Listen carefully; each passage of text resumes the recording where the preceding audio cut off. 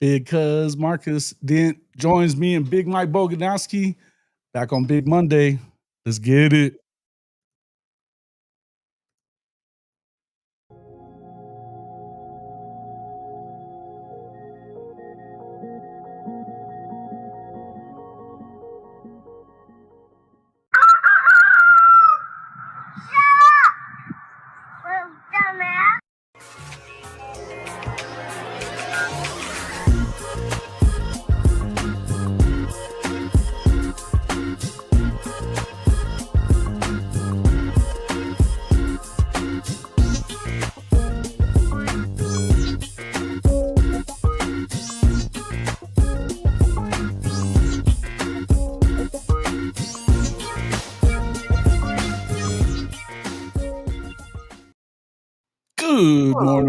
Good morning, and welcome back to Rise and Shines College Football's Big Monday.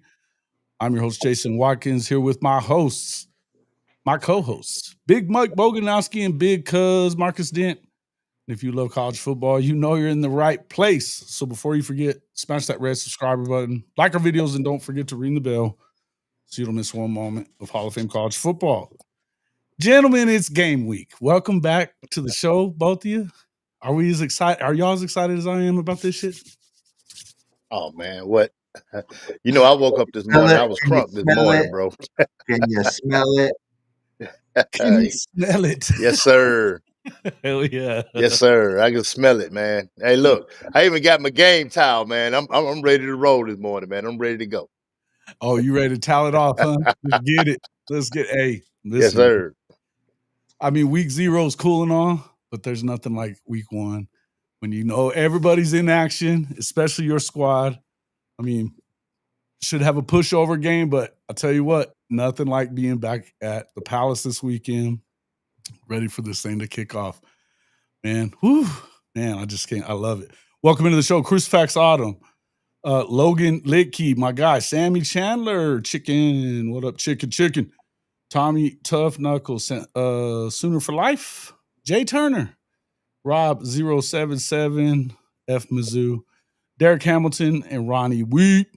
What's up, everybody? Good to see everybody in here. That minus 35.5 is back in the effing bank. Huh? What? What you talking about? Bro, that's the spread. Yeah. Yep, that's the spread. They ought to blow them out easily by that much, right? Oh, yeah. You Come on, you can win some money on that one, for sure. Yeah. Well, can we get it? You think we can get a prop bet on 1.5 concussions caused by Junior there?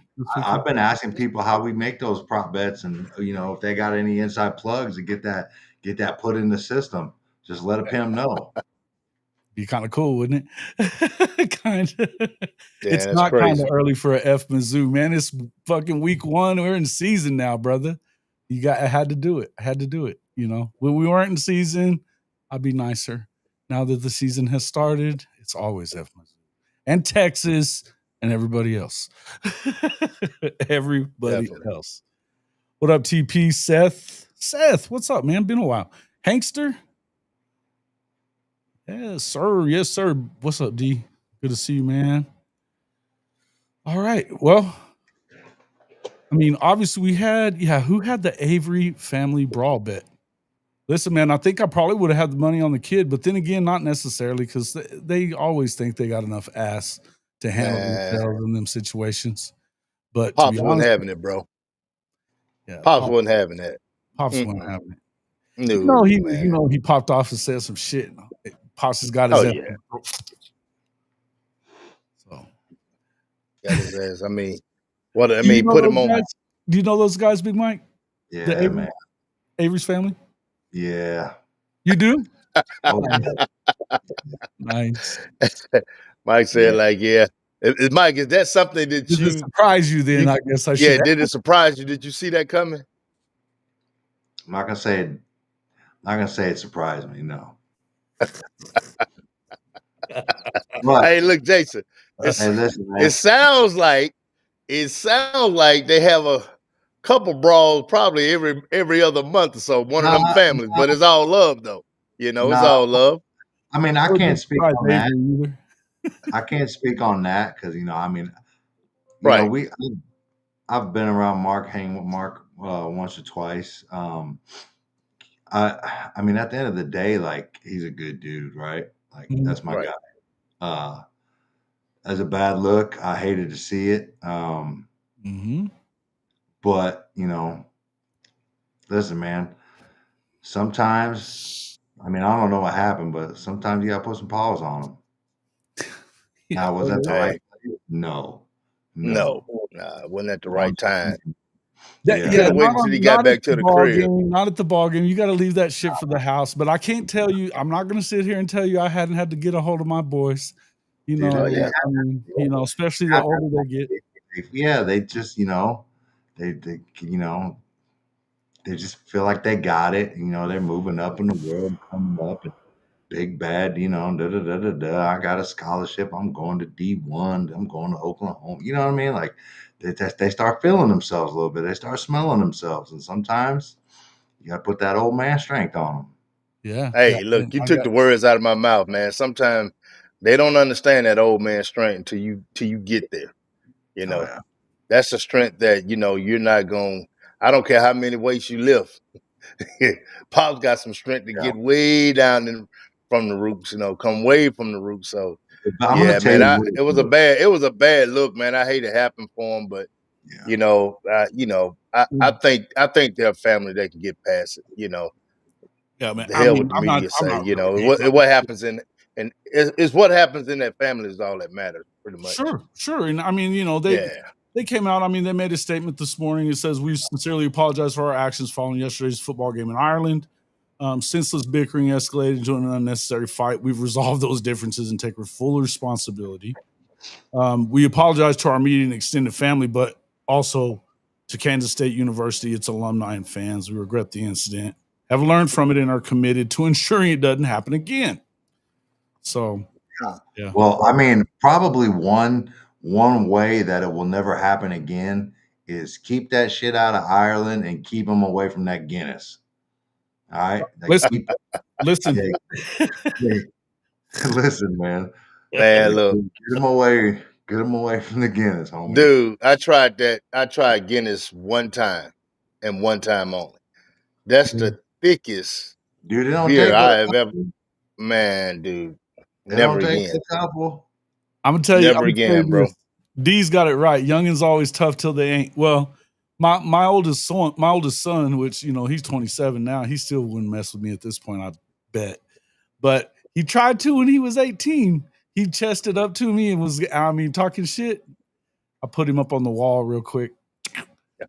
Was that? Yeah, you just gotta take him out into the deep water, bro. Yeah. You just got. You gotta man them up real quick. Let them know that it's real now. It just got real. Yeah. Real. You don't have to beat them up. You don't have to go beating them up. Let them know it's real. So, but shit, man. This military dudes, man. We don't play that shit. Yeah.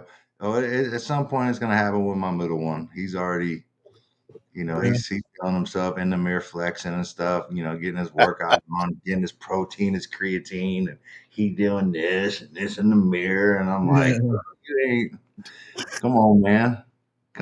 You struggling? You can't even. You know what I mean? Like he looked like my man from New York, trying to do that man day. Got on a bench press with like. I don't remember what it was, but he's like, couldn't even get it up.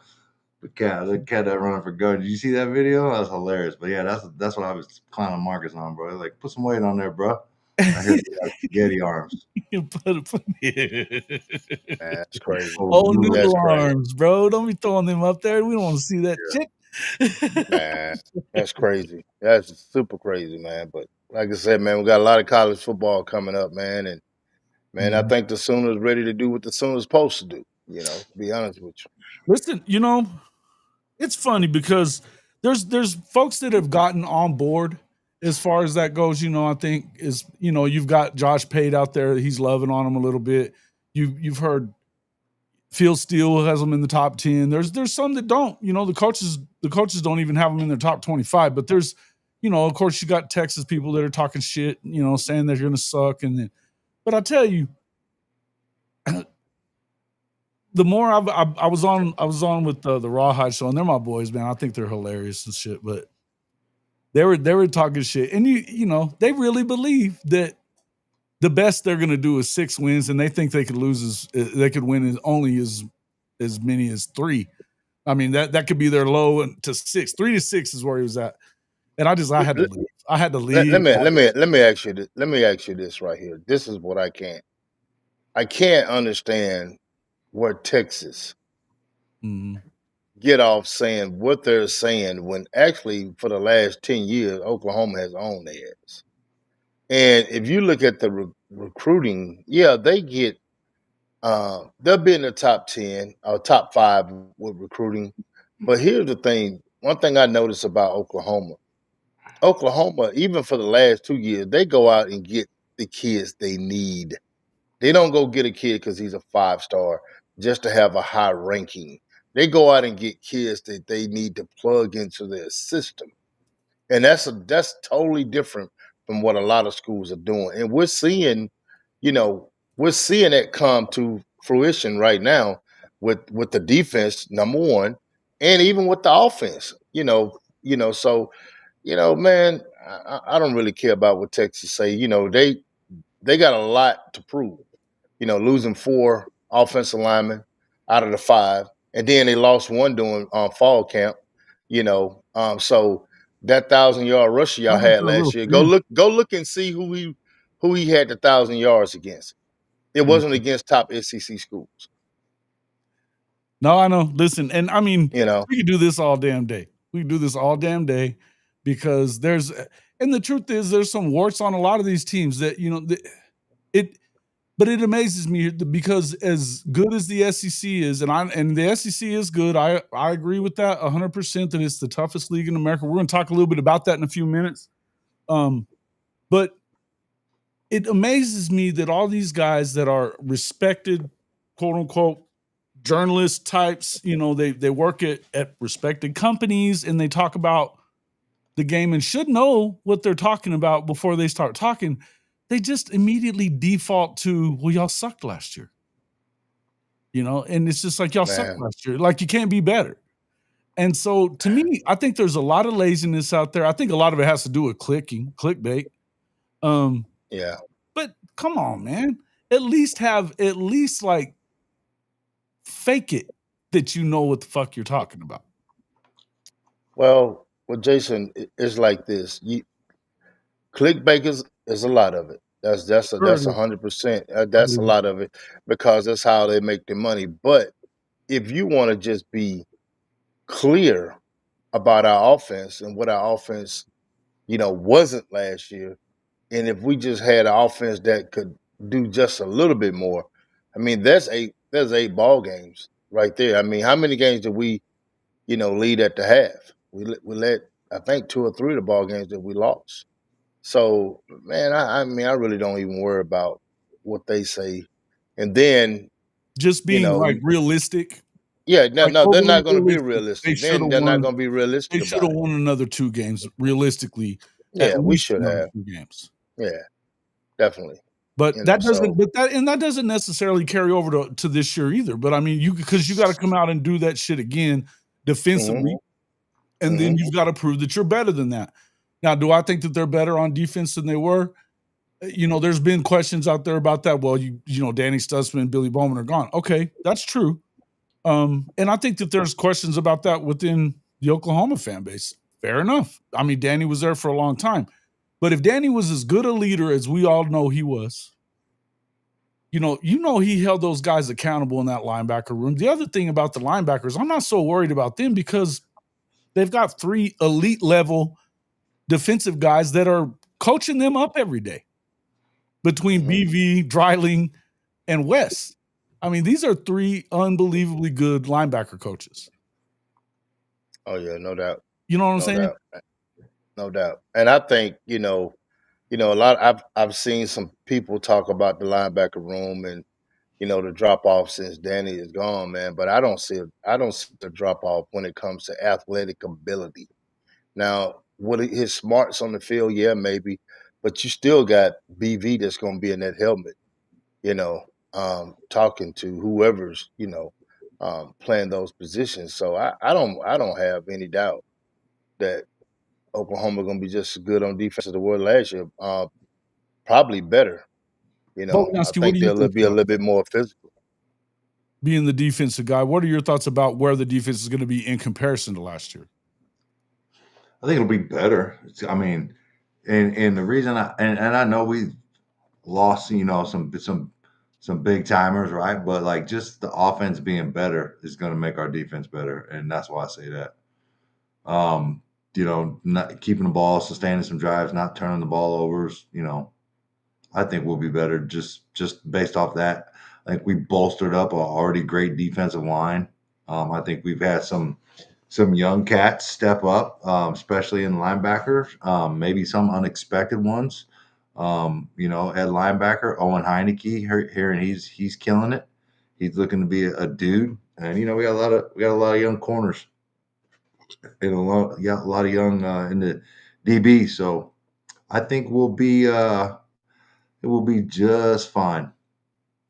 Complementary football is the key.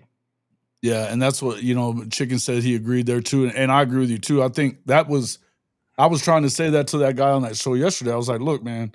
The thing about it is like they were the most efficient defense in the SEC last year, and they didn't have an offense that made that matter. When you go 3 and out 9 straight times in the Texas game, and then there's no way it could be worse on the offensive side. But it's sooner or later the dam's going to break if you can't put points on the board. And on top of that, you had. I felt like I thought Billy was still fantastic last year, but he had to put himself into positions to where he was trying to make stuff happen and like generate turnovers because they felt like if they didn't put points on the board, that you weren't going to put them up on the board. Think about the 2 wins they had. Those were 2 of the 3 games in the entire SEC slate that they got over 20 points. That's insane. Look at the turnovers also as well. We had a lot. The defense actually, the offense did put up some points, man, but the defense won both football games. The pick six and the turnovers and the sacks and, to be honest with you, man, the defense came through and the offense was able to capitalize on it. So that's how we got those 2 SEC wins. So without the defense, doing what they do on the field, either one of those games wouldn't have been winnable for us. Yeah. Yeah. Definitely. Billy got burned a few times, but why do you think he was looking into the backfield and trying to peek in the cookie jar, got a little overzealous, like that Tennessee game when they got burned on that long touchdown throw. He would have been in position, but he was sticking his nose down there and thinking that they were going to run it. And that was a good play call, but that was Billy. That was Billy. I mean, you can say what you want to say about it, but and if you want to just put it off on him like that, I would also say that, you got to remember that Billy led the country in turnovers the year before that and was trying to do everything he could as a senior to help try to generate points. So I don't put it off on him as a bad thing. But where did we rank in quarterback fumbles? I couldn't imagine anybody did it more. Jackson had 12 fumbles in 13 games that he played at Oklahoma. That's got to be a record. You know what, man? I don't even put that play on Billy. Cornerback's manned up, man. You got to be on him. Over the middle, though? The quarterback's manned up. The quarterback was manned up on that dude. Billy's just playing the hole. Yeah. He would have been there, though. He would have been there as a safety. It doesn't matter if he would have been there or not. All Amaliava had to do was wait for the next window. That's true. What I mean? He had multiple windows to hit him in because the cornerback was 2, 3 steps off him. You know what I mean? And it doesn't matter where Billy was at. All he's got to do is wait, unless he made a bad decision and Billy could get a hand on it, threw it too early or something like that. But yeah, it doesn't even matter, man. All you got to do is hitch, and then let him clear. Yeah, you know what I mean? No, I get you. You're right about that too. But yeah, and he is a gambler. And look, it is what it is. But I think that if he was manned up, you're probably I'm not gonna argue with you about that. I know he was looking into the backfield, and so it is what it is. But you gotta play that, right? You gotta play that. You know what I mean? Especially you gotta look at, I don't know what the down and distance was, what was the probability of run? You know what I mean? Like, it's all kind of factors. There is, and I don't remember. I'm thinking back, but it feels like it was a second down play, but I'm not positive about that. Mm-hmm. I don't have that kind of memory abilities. Nah, I definitely don't. Sure. The year Billy had 2 years ago is rare and virtually impossible to duplicate. Yeah, but he was wanting to. He was wanting to. Yeah. For sure. Teddy Lehman bold predictions included 44 touchdowns plus from a tier 2 1,000-yard wide receivers. Anywhere it gets close to that, That's a lot. we have a serious natty title run on our. Dude, if that happens, I'm gonna make a lot of money because that way that just backs up all my little bets I put out there. Man, got a couple similar to that as well. I was saying if we had 2 receivers that went over 800 plus, your backs, we throw the ball out the backfield and everything. So I was saying if we had 2 receivers went over 800 and we had a back that went over 1,000, along with the other receivers, I think that 10 win is definitely, on the tape for sure. Sure. But those are numbers that you would have to have from a football club to be, a 10 win, especially in the SEC. You got to have 2 guys. You do. And the receiving core that's or put up great numbers. You've got huge numbers rushing as well, where it's super balanced. And I think as much as that sounds cool and all, I'd be okay with 1,000-yard receiver and we haven't had that in a minute. So I'd love to have that, but I would much rather have a guy that has 1,400 yards for sure on the ground, not from a tier. I'm talking running back wise. Well, you're gonna have to count him because he's a runner. So no, I know that, but I'm saying I'm not talking about him though. You're talking about from an individual. I want a running back, or at least maybe a pair of running backs that combine for 1,500-1,600 yards. Oh yeah, you do that. Well, let me ask you this: what if you have a running back for 800 and you have Mateer for another 6 and you have another back for 500 or 600? I think we run the hell out the football if we got that. That's 1,300 plus 6. That's 1,900 yards rushing. So that'll work for me. Dude, they can get most of that in them three cupcake games. Yeah, but I don't really care about those ones. But that's what I'm saying though. Like I think you guys are underselling it. The total maybe. Fair enough. Maybe. Yeah. Well, that just goes to Jason, what you was talking about. These cupcake games is about to go away. So they kind of are. Hey, good transition. Obviously, late Thursday evening, they had a I don't know why they dumped it late. It was kind of weird, but they did that so you wouldn't be talking about it all weekend. You got football going on. You know how the media does when they want to bury something. I feel like the SEC did it. Now that I think of it, I feel like the SEC did it to usurp week 0 and have you talking about them anyway. Yeah. And it kind of worked because in the end, I gotta call them out on this, but going to the 9-game schedule, 3-6-6 model. We'll talk about who's going to go where and all that kind of stuff. I think there's different thoughts out there with that, but I think the main thing that I wanted to bring up, and I've got a video that that'll be out here a little bit later. It may be tomorrow morning, actually. Now that I think because I can only go for a little while, and I got to get to Artesia from my mom.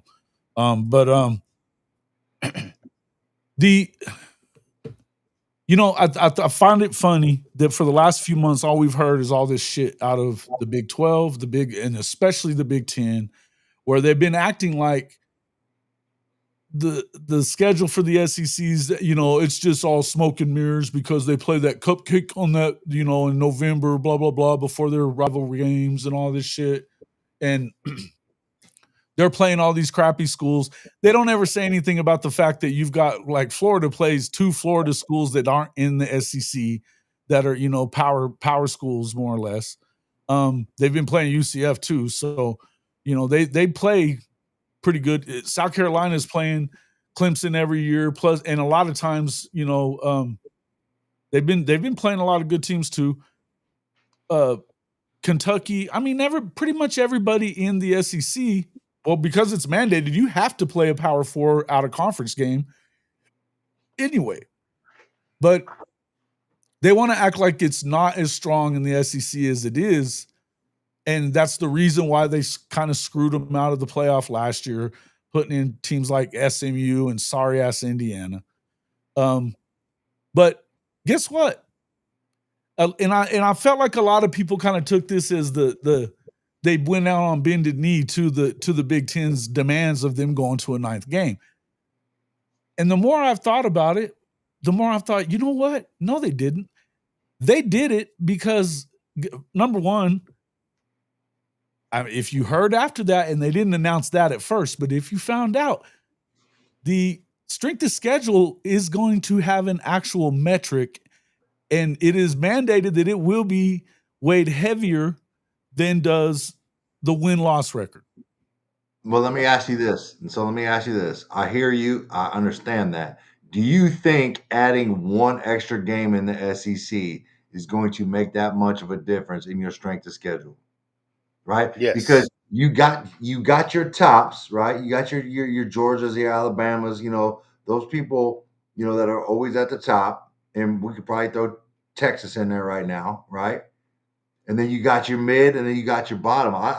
To me, I don't see how you can get much more of a strength of a schedule. Well, hold on. The reason why you can, is because you got Indiana going over there and switching out Virginia. But what I'm saying is there's not enough of those top teams in the SEC that everybody can play every year to bolster the strength of schedule, in my opinion. Well, look at it this way though. Vandy comes out there and wins 7 games last year. They weren't supposed to win but like 3.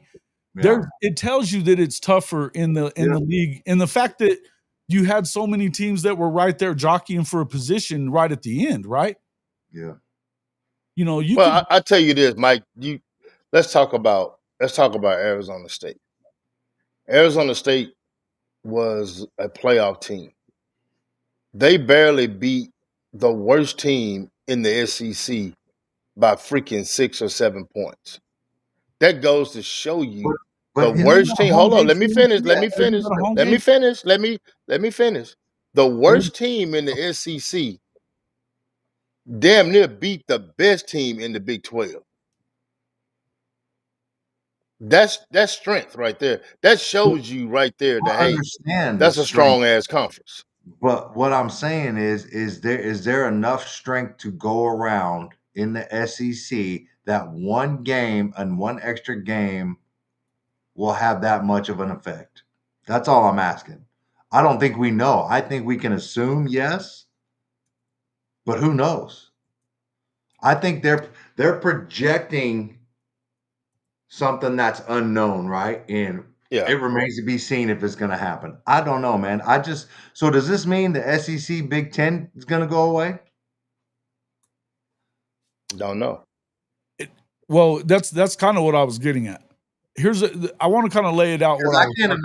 I can't imagine a SEC team, scheduling a top Big Ten team if they're already playing 9 games in the SEC and then add another one for another huge game for the 10th game. And then you got, maybe a warm up or 2. I don't know. Right. Here's the thing. What it's going to come down to is, though, look, if you go and you look at like Penn State's record, who they're playing, they've got 2 top 25 teams preseason. And that, who's to say whether they're going to be top 25 at the end of the year? They only played 2 top 25 teams on the season. I think Ohio State's got like 1. Yeah. After Texas, they don't play any until they get down to like Penn State.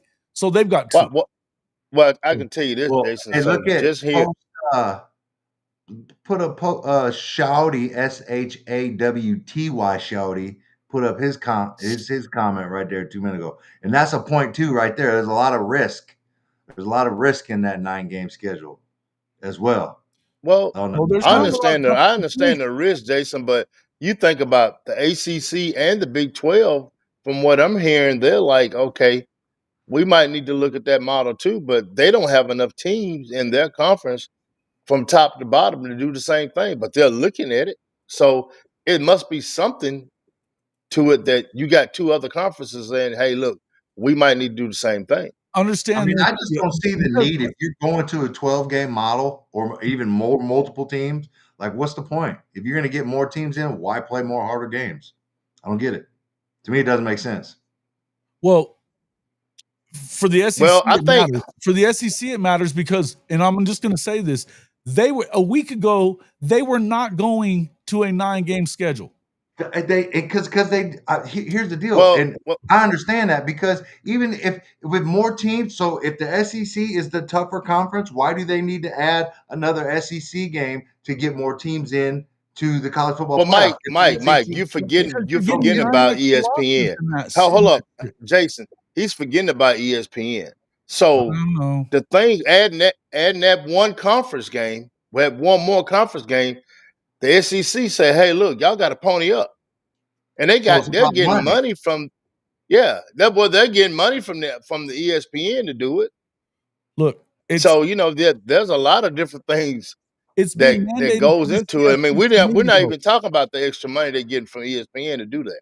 The money has nothing to do with it. That's a drop in the bucket for these teams. That's what I think. Did they get in 22.5 anyway? Whether they play it, does the money go up if they play an extra game? Yes. Well, that's what they were talking about yesterday. But that's not the point.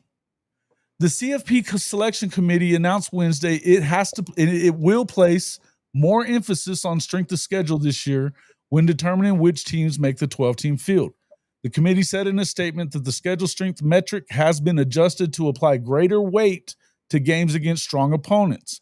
An additional metric, record strength, has been added as well to go beyond a team's schedule strength to assess how a team performed against that schedule. The metric rewards teams defeating high-quality opponents while minimizing the penalty for losing to such a team. Conversely, these changes will provide minimal reward for defeating a lower-quality opponent while imposing a greater penalty for losing to such a team.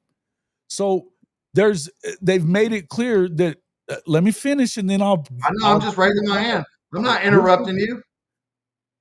Okay.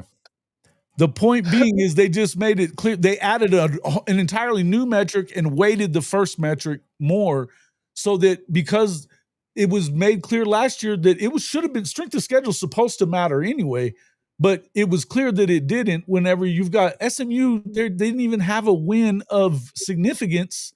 They had a loss of significance and they were able to get in.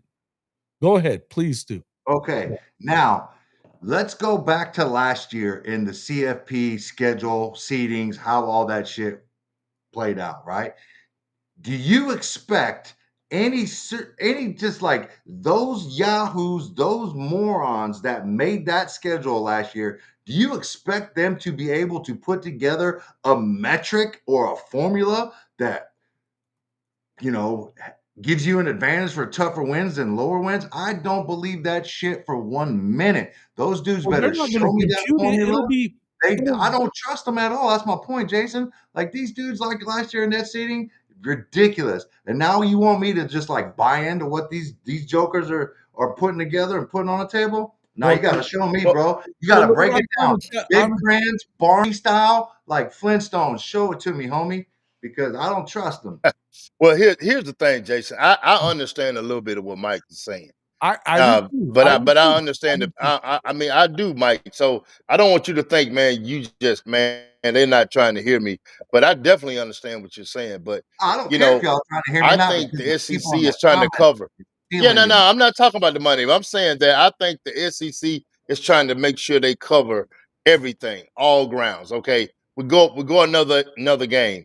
So let me ask you this: If we was on a 9-game schedule last year, do you think one of those teams would have went in? I think Alabama, Ole Miss. I think it was South Carolina or something like that. You probably would have got one of those teams in. They could have 4 losses. Somebody would have. I'm just saying. All I'm saying is this right here. I think it's a good move. We'll see. I mean, we don't know. We don't know until it happens.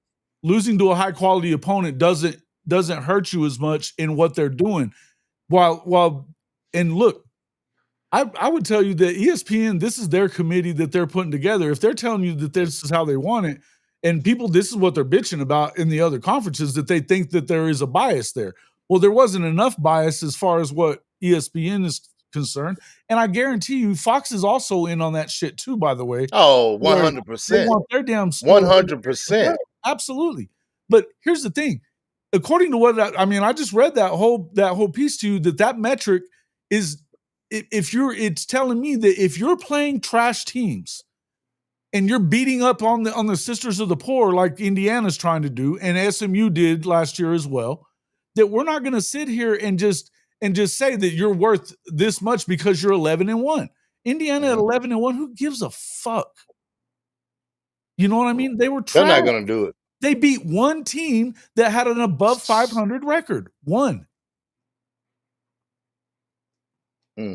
Well, I mean, like I said, I understand both sides, and we're going to see, next year when it comes about, man. But I think, not playing some of the FCS schools, it's going to hurt them, but it is what it is. But, I think it makes your schedule stronger, having that 9 win. And like I say, Mike, I do understand exactly what you're saying.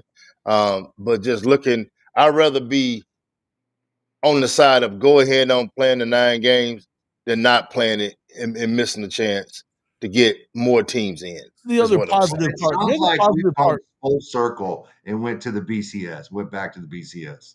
Like that's what I hear when you read that.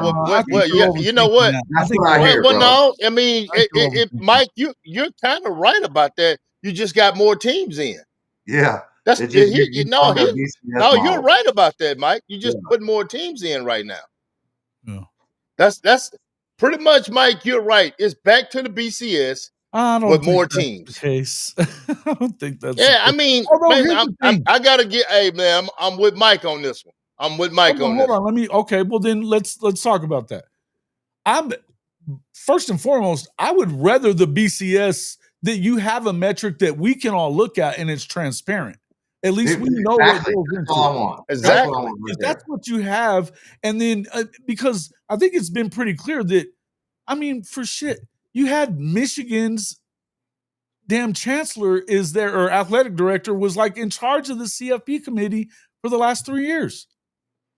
You know what I mean? And so I don't like that part. I don't think that you should have, I guess at some point it's going to work itself out. But I think that if your team is up for it, you not only should you not get to vote on it, you shouldn't be in charge of that committee anymore if one of your teams is in. Whoever it is that is, I'm not saying you can't be on the committee, but you shouldn't be running the committee, exactly. And making the final decision on anything like that. But if you can sit here and you can have, and I know that they have metrics that they're looking at, because I mean, we know the guy, the CFB professor, not the guys from High Top, but the guy, they have their metric system, their ranking system and all that stuff, that they've been right on every pick on CFP since it came into being.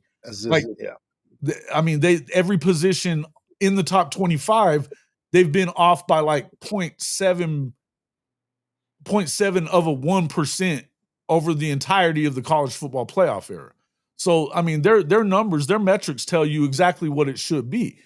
But that being said, if that tells you that you should be able to take this new metric and it should weigh more, and there's nothing that anybody on that committee should be able to do but go by what the damn paperwork says, by what the numbers are telling you it should go. And I'm just telling you, the one thing that they had over them was the fact that you were playing an additional cupcake in comparison to the Big Ten, right? As far as non-power 4, you know what I mean? Now they no longer have that because the SEC, you can say they gave in, but I don't think they gave in. They heard that, okay, you are going to actually weight this correctly? Fine. We want to do this anyway because, number one, and this is the biggest thing for me, we need to preserve the rivalries that are within the SEC. On top of that, be able to kind of balance out some of these schedules a little bit, and you play everybody every other year. If you didn't do that, you're in danger of losing out on the Lone Star Showdown even after it just got back, because they're not going to get rid of the Texas-Oklahoma game. Yeah. Arkansas with this schedule, you get a chance to play in a 4-year span. Everybody will get a chance to play at home and away against you. Correct. And Auburn and Georgia, all these other ones that are big time, that it's not necessarily their main rival. Like the Iron Bowl's that would take precedence over everything for Alabama. They still get to now play the third weekend of October, against Tennessee. That's a big game for them. I don't know what their third one will be, but some of these things, they go back 100 years. And to just have them go by the wayside, that's the one thing in college football that everybody talks about, all the things that are going to kill the game, which I think most of it's bullshit. I think that is the one thing that could fuck up the game and get people to stop caring about it. Is I just heard Seth saying a few minutes, or I just saw Seth saying in the comments a few minutes ago, he'd love to see Nebraska or Oklahoma State back on the schedule as a rivalry game. I'd love to see it too. But neither one of them want to play Oklahoma because it hurts their chances to get into the damn field. Now, the Big Ten no longer, you can't be Matt Rule and make that fucking stupid statement anymore. You can't be Lincoln Riley and decide against playing Notre Dame. What statement? That why in the hell would I play anybody in the power conference? Yeah, he said that last year. I mean, he says a lot of dumb shit. That's why he does say a lot of dumb shit. But that's what I'm saying. Between him and Lincoln wanting to give up on a 100-year rivalry with Notre Dame, and then hell, BK's always got some shit like that. And then Gundy doesn't want to play the Oklahoma game because of his shitty record, but they go 0-9 anyway in the damn conference immediately as they get out of town. I mean, come on, man. It's not even quit thinking ahead like that and look at it in terms of that now you should be getting punished for playing schedules like that. You better go undefeated if you're Nebraska or you ain't getting in. Well, Jason, it just goes back to, pretty much you want to say what Mike said. It's the new BCS. It just got more teams in it. If you really want, say what you want to say. It's just the new BCS with more teams. And I like the BCS. The part about the BCS I did not like, there was not enough teams in the playoffs.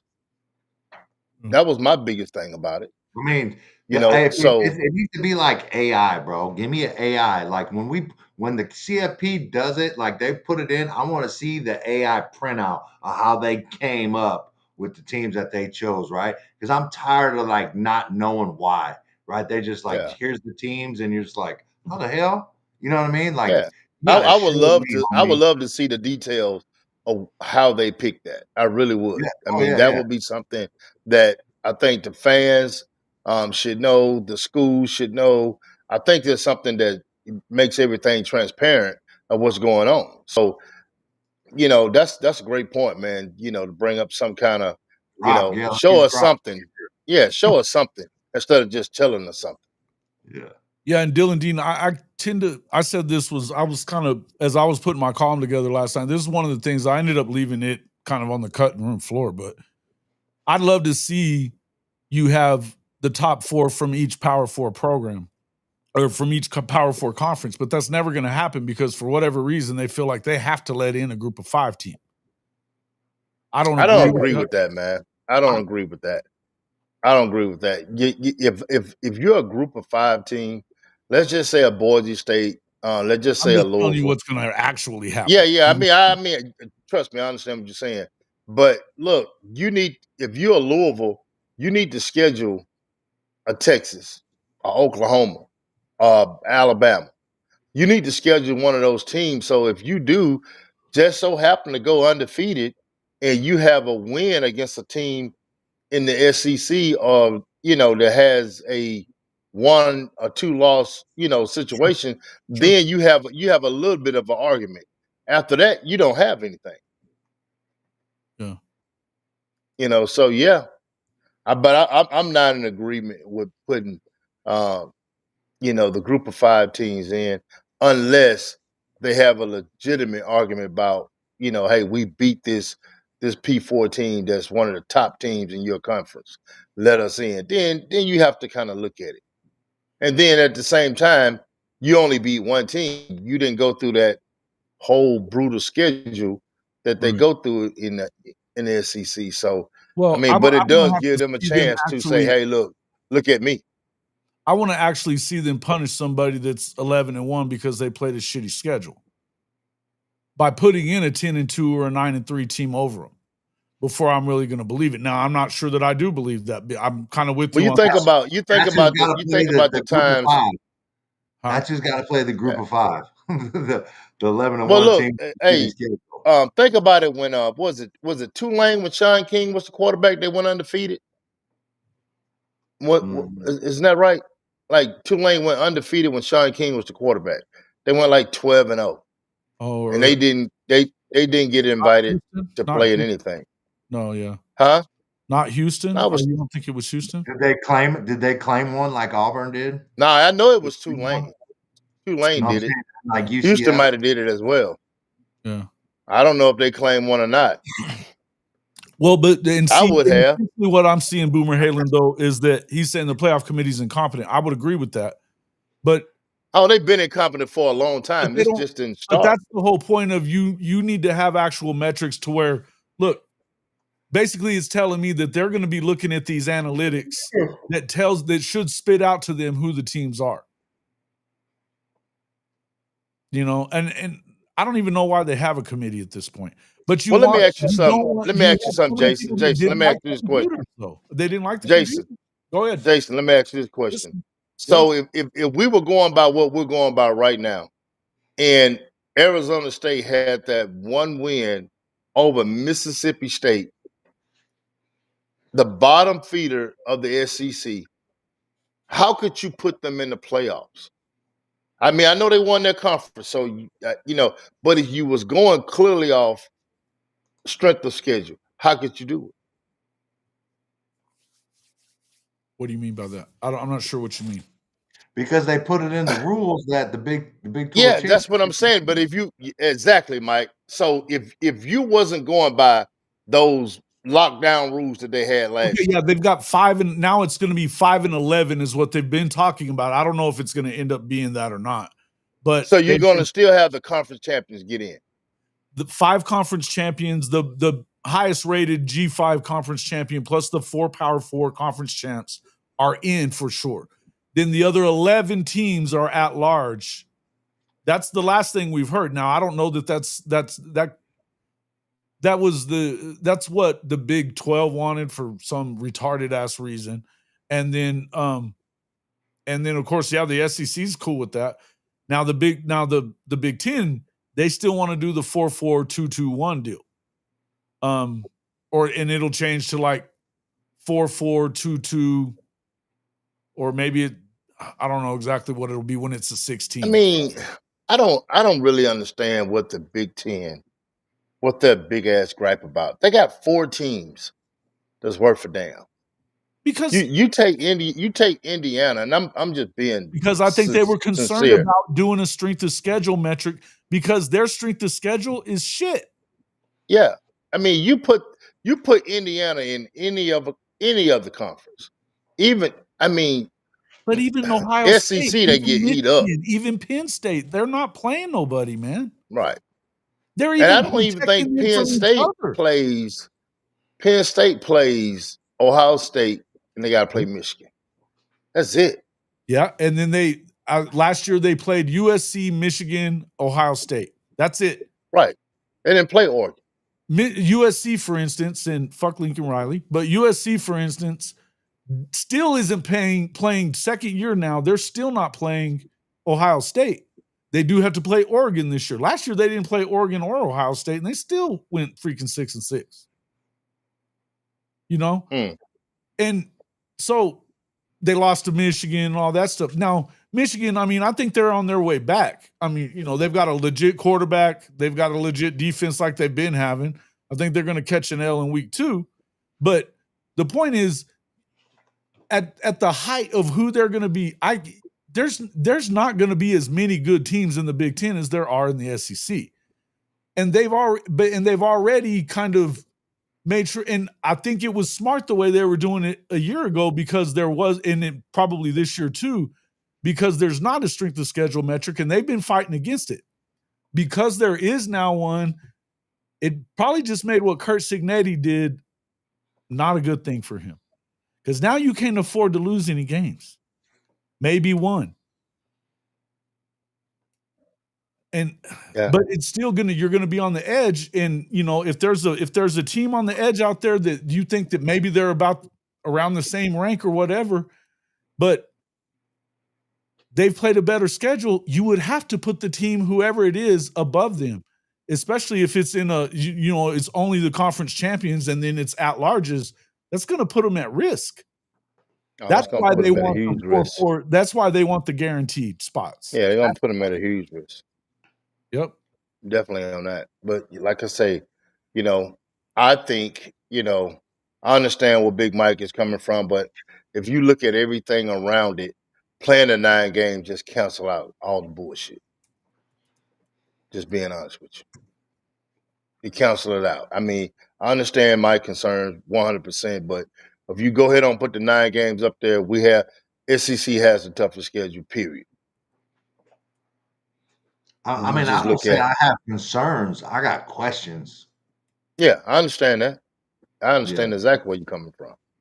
More and more I think about it, I definitely understand where you're coming from. But like I say, I think going to the 9 games, just put all doubt out there. If like Jason's like micro, right? Me and you, we're like bigger picture macro, right? Like Jason's just what the fuck are you talking about?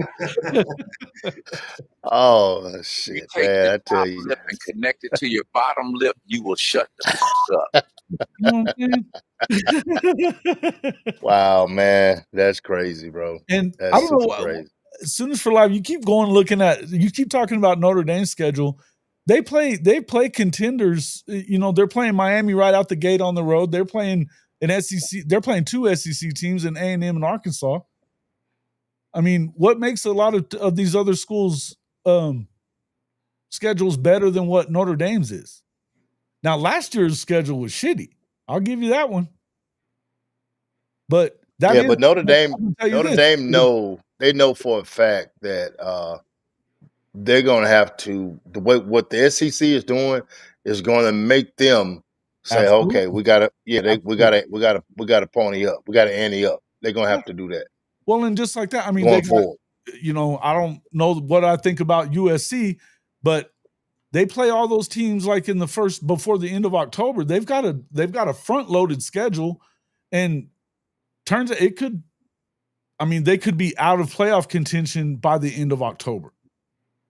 Because I don't know that unless you better have at least 10 wins if you're Notre Dame. Now they want Notre Dame in, but I'm gonna guarantee you. Notre Dame is instant money, man. They liquid money. They won't get in at 9-3 though. They ain't getting in at 9-3. So because they're not going to play as we move forward, and if there is really if they're really going to weight this thing that way, then they will have to up their game as far as Jason. Can you pull up their schedule? Notre Dame's, yeah.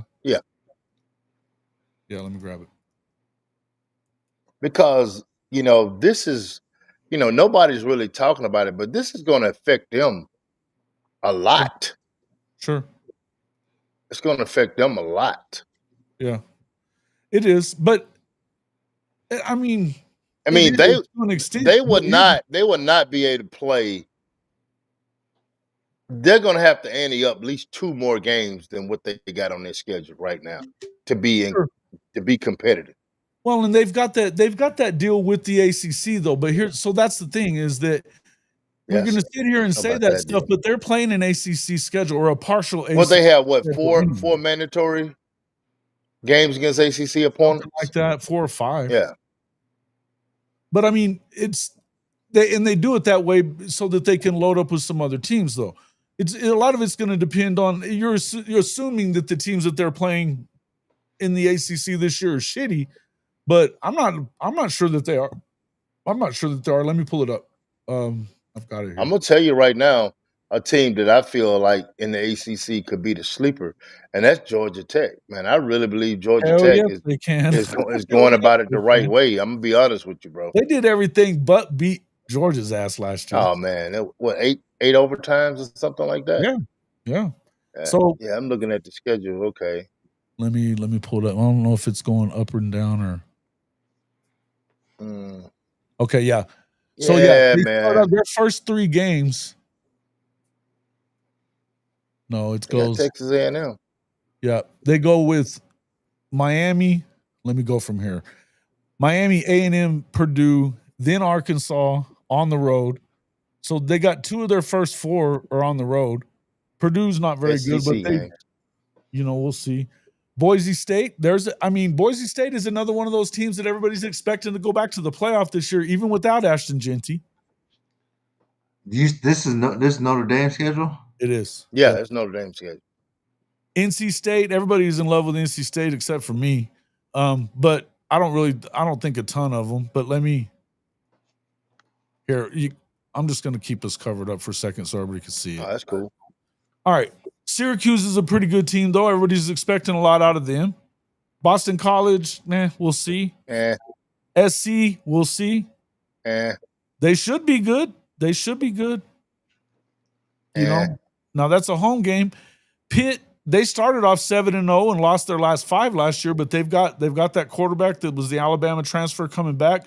JJ told me on the show Saturday night he expects them to win 9, or else they're going to fire. They think they're going to fire.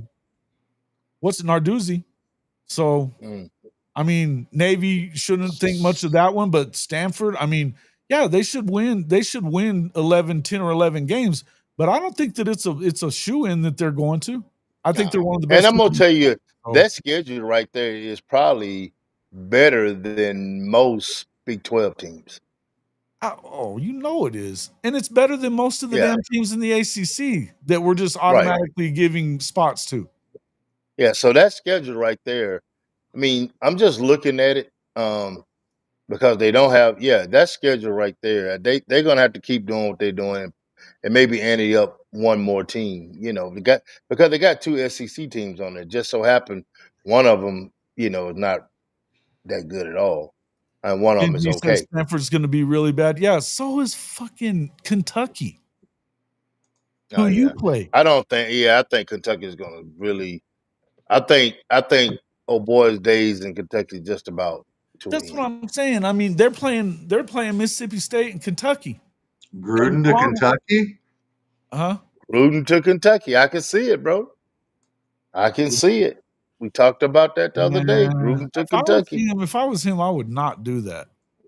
I think Gruden to Arkansas is probably a better bet. Oh, it is a better. Hey, if Gruden goes to Arkansas, I want Arkansas in our pod.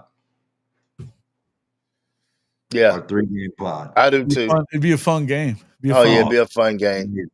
Who would be your 3?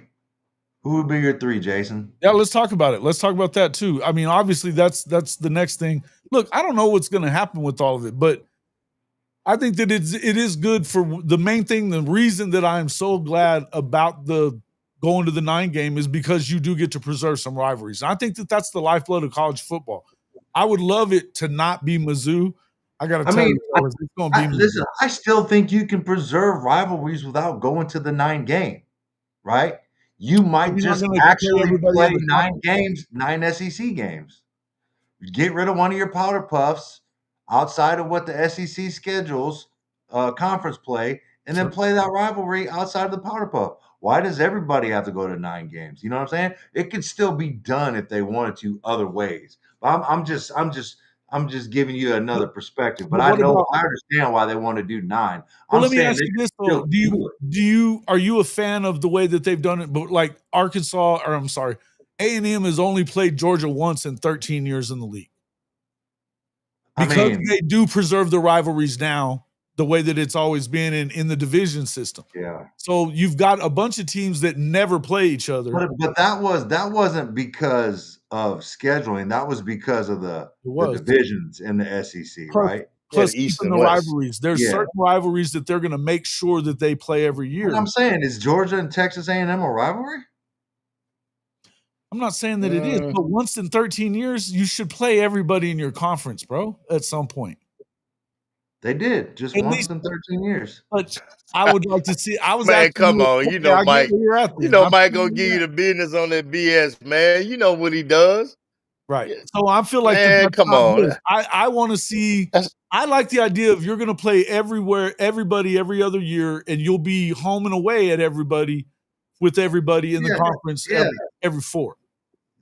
I mean, I'm fine with that. I don't think it really matters. I mean, this is a byproduct of when you start adding a lot of teams to your conference and you just keep taking some. Like it might happen, bro. You might lose out on some playing at Georgia or Sure. It is what it is, bro. I ain't worried about it. For the time being, though, I'm talking about while you were at 16, because that's not going to go up until at least 2030. They're not going to move on that. I'm not. Well, let me ask you this, Jason. It doesn't bother me, Jason. So what are your 3 teams, Jason? Who are the teams that I would like to see? Yeah, who are your 3 teams? Well, I mean, Texas is always going to be there. So Texas, I would figure who I would like it to be. If the second one, I could get behind Arkansas instead of Mizzou, because I don't like Mizzou at all. And I don't think Mizzou is worth the shit either. But neither is Arkansas really. Thank you. Thank you. I'm glad you said that. Yeah, they're not good. Yeah, let him finish. Let him finish, bro. Look, I don't have a problem with Florida. I don't have a problem with Florida, but I would rather it be LSU. So who are the 3? Yeah, I got my 3. LSU, Texas, Arkansas. Okay. If you're not going to play a crappy team as one of those 3, Tennessee instead. But Tennessee's not gonna. They're full. They're full. Yeah. So well, Mike, go ahead and give me yours, man. I'm gonna be last on this one. Why? I brought it up. I'm just kidding. Shut up. You gonna hijack? How you gonna hijack it, bro? It'd be better with Arkansas because of. I think a lot of it has to do with the fact. I look at it like if you're gonna do these type of little pods, I look at it as a regional type thing, right?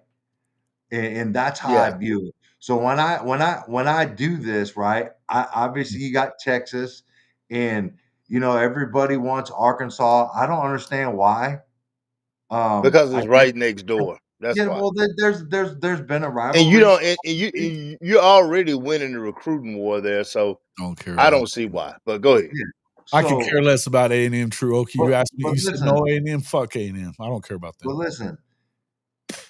Like to me, like everybody's like, I'd rather have Arkansas instead of Missouri. Like to me, they're interchangeable. I don't understand that. Half a dozen in another. Yeah. I would rather have Mizzou than Arkansas because I don't like Mizzou. We don't like Mizzou. We don't like each other. Yeah, we've been whooping that ass, and they got lucky last year. But I want to continue to whoop that ass.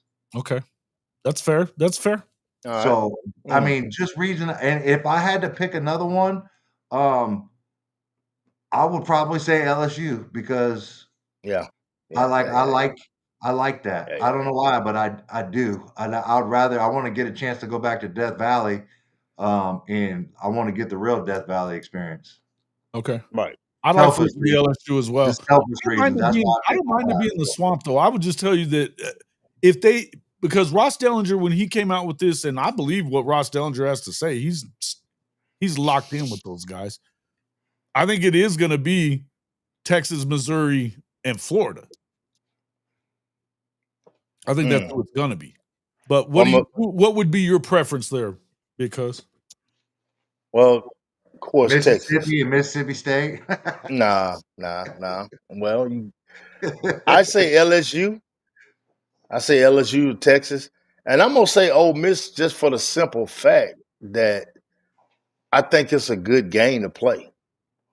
I think going to the Grove and the whole thing that's going on up there, and I like LSU, and I'm talking both of these schools because of the experience. LSU, although it wasn't really packed when we played them, but man, I'm talking about the tailgating and everything was crazy, and they travel, so that's why LSU for me, and the same thing for Ole Miss is just a game day experience. Those two teams right there probably, I know, have a better game day experience than most of the teams in the SEC. So that's why I picked those two teams. Yeah. Point blank. Yeah. So Sammy, I mean, LSU, Ole Miss, yeah, LSU. because of the game day experience, bro. Okay, no, I'm fine with that. Yeah, I mean, if you're gonna go somewhere, you're gonna have something like that, man. You want to go somewhere where you can enjoy yourself and have a great time. You can enjoy yourself in Baton Rouge. You can Absolutely. enjoy yourself in Oxford. Absolutely. Yeah. So that's why I picked those two schools because Because of the game day atmosphere. Look at this, Rob. And You both wish it teams was travel over, bro. very well. You wish it was over. So what now? Rob Yeah, wishes it was over. there you go. Yeah. Yeah, Yeah, I'm looking at I know the you teams that This is what travel I'm very talking well. about. This is why I want Mizzou right here. Why is that? What did he say? I love the banter between Mizzou. I don't know why. Man, but let me ask you that. I think it's more of a head coach, smart ass type deal than just Mizzou. He's The fan and base is that's the thing. That dude is gonna fall back to earth so quickly this year. Watch and see, man. Oh man, barely they gonna decided get on who their have they even decided on who their quarterback is? Come on, dude. They're gonna get the brakes beat off their ass this the year. breaks. What's the dude's name? What's the cat's name from? Is it Pagula? Yeah, yeah, that's the dude. Yeah, dude, they're gonna get slaughtered this year, man.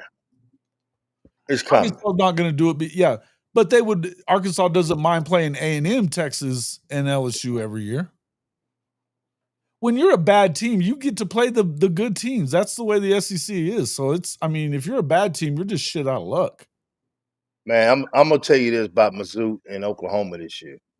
And the season hadn't started, but we're gonna put a 40 piece on their ass. We're gonna get them this year, homeboy. I promise you. We're gonna put a 40 piece on. He knows that shit. Don't let him get it's you. Coming. Oh yeah. Oh man, I mean, I'm looking at looking at how lucky they got last year. Yeah, they got lucky. He knows they got lucky too. Texas. Yeah. Anybody with two pair of eyes can see. I mean, with a pair of eyes can see that. Two pair of eyes. Yeah. Yeah, I got on two pairs. See that right there, bro? I like it. Bro. I got these two and some helpers. So hell, shit. Oh, I know everybody is talking about. I don't think that they care as much about regionality as you think they do. No, I don't think people care about it at all. I think they care about game day experience and stuff like that more than they do. I think if there's a choice for me between LSU and Florida, I would go with LSU because it is closer. We're talking 16 hours from Norman to Florida. Yeah, bro. Didn't the SEC put something out about that though? Like pods being regionally based. Well, that was one of the original thoughts, but they immediately shit on it. So they went to the 3-6-6 model. That's what they're adopting is 3-6-6. So that you. So let me ask you this right here, Mike. Out of all the places you got a chance to go to last year and coming up, where would you rather go back to? Like, man, I really like that atmosphere. To be honest with you, none of them. I mean, you got to. No, dude. I was expecting more. I was expecting more out of Ole Miss, right? I'm not gonna lie, bro. I said it before. I was underwhelmed. Like the Grove was cool. It wasn't all that. Like you went to the Grove. You went to the Grove, but did you go to the Square as well? Nobody talked about the Square, bro. Everybody talked about the Grove. The Grove. The Square and the Grove is totally two different things. The stadium was mid, bro. Like the stadium has always been that. That's not the attraction there. No, it's not. No, it never has been. It never has. It's just like LSU. All I ever heard was how dynamic LSU Stadium was, and LSU Stadium wasn't that dynamic to me. I was let down there too. I ain't gonna lie to you. I was let down there too. See, that's why I went to. I went to Red River. That stadium really pissed me off. Listen, if they don't figure out there's something at that Cotton Bowl soon. Well, they did though. They did a whole bunch of renovations after it last year. Supposedly, it's supposed to be better. They've been saying that shit for 3 years, bro. No, I watched the video on it, bro. I've seen it. It's out there. So what did they do? They widened the concourse. They made the entrances better so you can get in. The That's supposedly some concessions, upgrading the concessions arena, and a few other things. But yeah, so like all those picnic tables that are like right in the middle of the path to like try to walk in, and like people are hopping over the picnic tables trying to move in line. Supposedly they got rid of all those. But yeah, I wasn't too nothing was really, like, damn, So that place nothing is legit. Like, I can't impresses wait to get Big back there. Mike. I didn't get that from anywhere. Nothing You know what I mean? impresses Big Mike. But you didn't No. their tailgating was good then? The Grove Who? stuff? Ole Miss. I mean, if you like catered food, yeah. Because you can't barbecue and you can't grill. Honey toddy, buddy. Come on. Yeah. Well, yeah, you Yeah, I can't, mean, you can't. I mean, it's just a tradition. A lot of people like yeah. going because No, it's so like seeing the chandeliers and stuff in the tents and all that kind of stuff. if it's middle, like early September and it's 100 degrees outside, the Grove is probably the spot because it's shaded, it's really nice. You know what I mean? But like if you're just it's cool to walk through and check out, but it ain't nothing like. Well, I'm gonna say this right here, and I'm just saying this because I'm Oklahoma from the doesn't have South. to worry about winning games the way KU does there, Spangler. You And know what I'm gonna say saying? this, man. Just being from the South, we like to grill, we like to barbecue. Now, if you go to a Who HBCU doesn't? game, that's all you're gonna see. But if you go to a Mississippi State game, it's totally different from Ole Miss. You go from badass bougie to Bougie? You go from country bougie boys. Yeah, to yeah. country? You go to country boys on the grill, pull behind the trucks at Mississippi State. See, So that's the big difference. that's my vibe, bro. Yeah, I Speakers, mean everybody music, everybody grill. have their own different vibe. You know what Yeah, I'm and saying? I get it. Yeah. I get it. Yeah, I Yeah. get it. I'm like the Yeah, I LSU, remember. like the LSU vibe outside the stadium was lit. It was more lit out there Yeah, than it it was. was. I mean, You yeah, it know? was just when I got inside is what kind of Yeah. disappointed me. I just Yeah. went when I was on the trip, I stopped at a bunch of stadiums, pretty much all of them. But LSU was pretty legit out there. I wish I could have got Mike the Tiger to get his ass out the air conditioning, but he didn't. Well, he was laying out there, out there just taking, being photogenic as hell. It was a hot son bitch though that day. He was in there. Yeah. He was in there in the AC. But I'm looking forward to Tennessee. I'm looking forward to that too. I've been to a few games Read up that there one in up there, Tennessee. Jason. Why you take that down? That's quality. That is quality. What was that, man? What did he take down? He said they added gender neutral bathrooms for Texas fans. Well done. Man. That's very good. That's very good. Man, y'all wow. No, I'm looking y'all forward. wow. I'm looking forward to Tennessee for sure. Yeah. I've been to South Carolina. I played there and got to go to a game there when I was at the United States Army Drill Sergeant School. We went to a game at Tennessee. It was pretty cool. But yeah, I'm looking forward to Tennessee and Alabama. I'm ready to see what it do, man. Alabama tailgating is not bad. It's just over the years it gets worse because they put up so many buildings around the school and you can do less. They have a little strip that looks like New Orleans. It's a place not far from the campus. Yeah. It's pretty live. I mean, it's not bad at all. But I think the in-stadium experience is supposed to be a little more legit in T-Town, right? It's now what I don't like about it is the seating is crowded. I think they already have, right? The seating is crowded in Alabama, y'all. It's crowded. Yeah. It's crowded. I mean, you're tight. I mean, you think we're tight sometime in Oklahoma. It's tight in Alabama. It's really tight.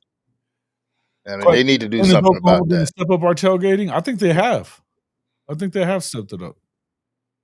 Yeah. From when we visit, they need to move an RV spot closer to the stadium for the big timers. The people with the big time fifth wheel, they need to move that shit right up over to maybe the duck pond area or where they put some of them tents, and then move some of them tents to the south side and get after it, man. The RV Sooner Village is too far away. That would be my one big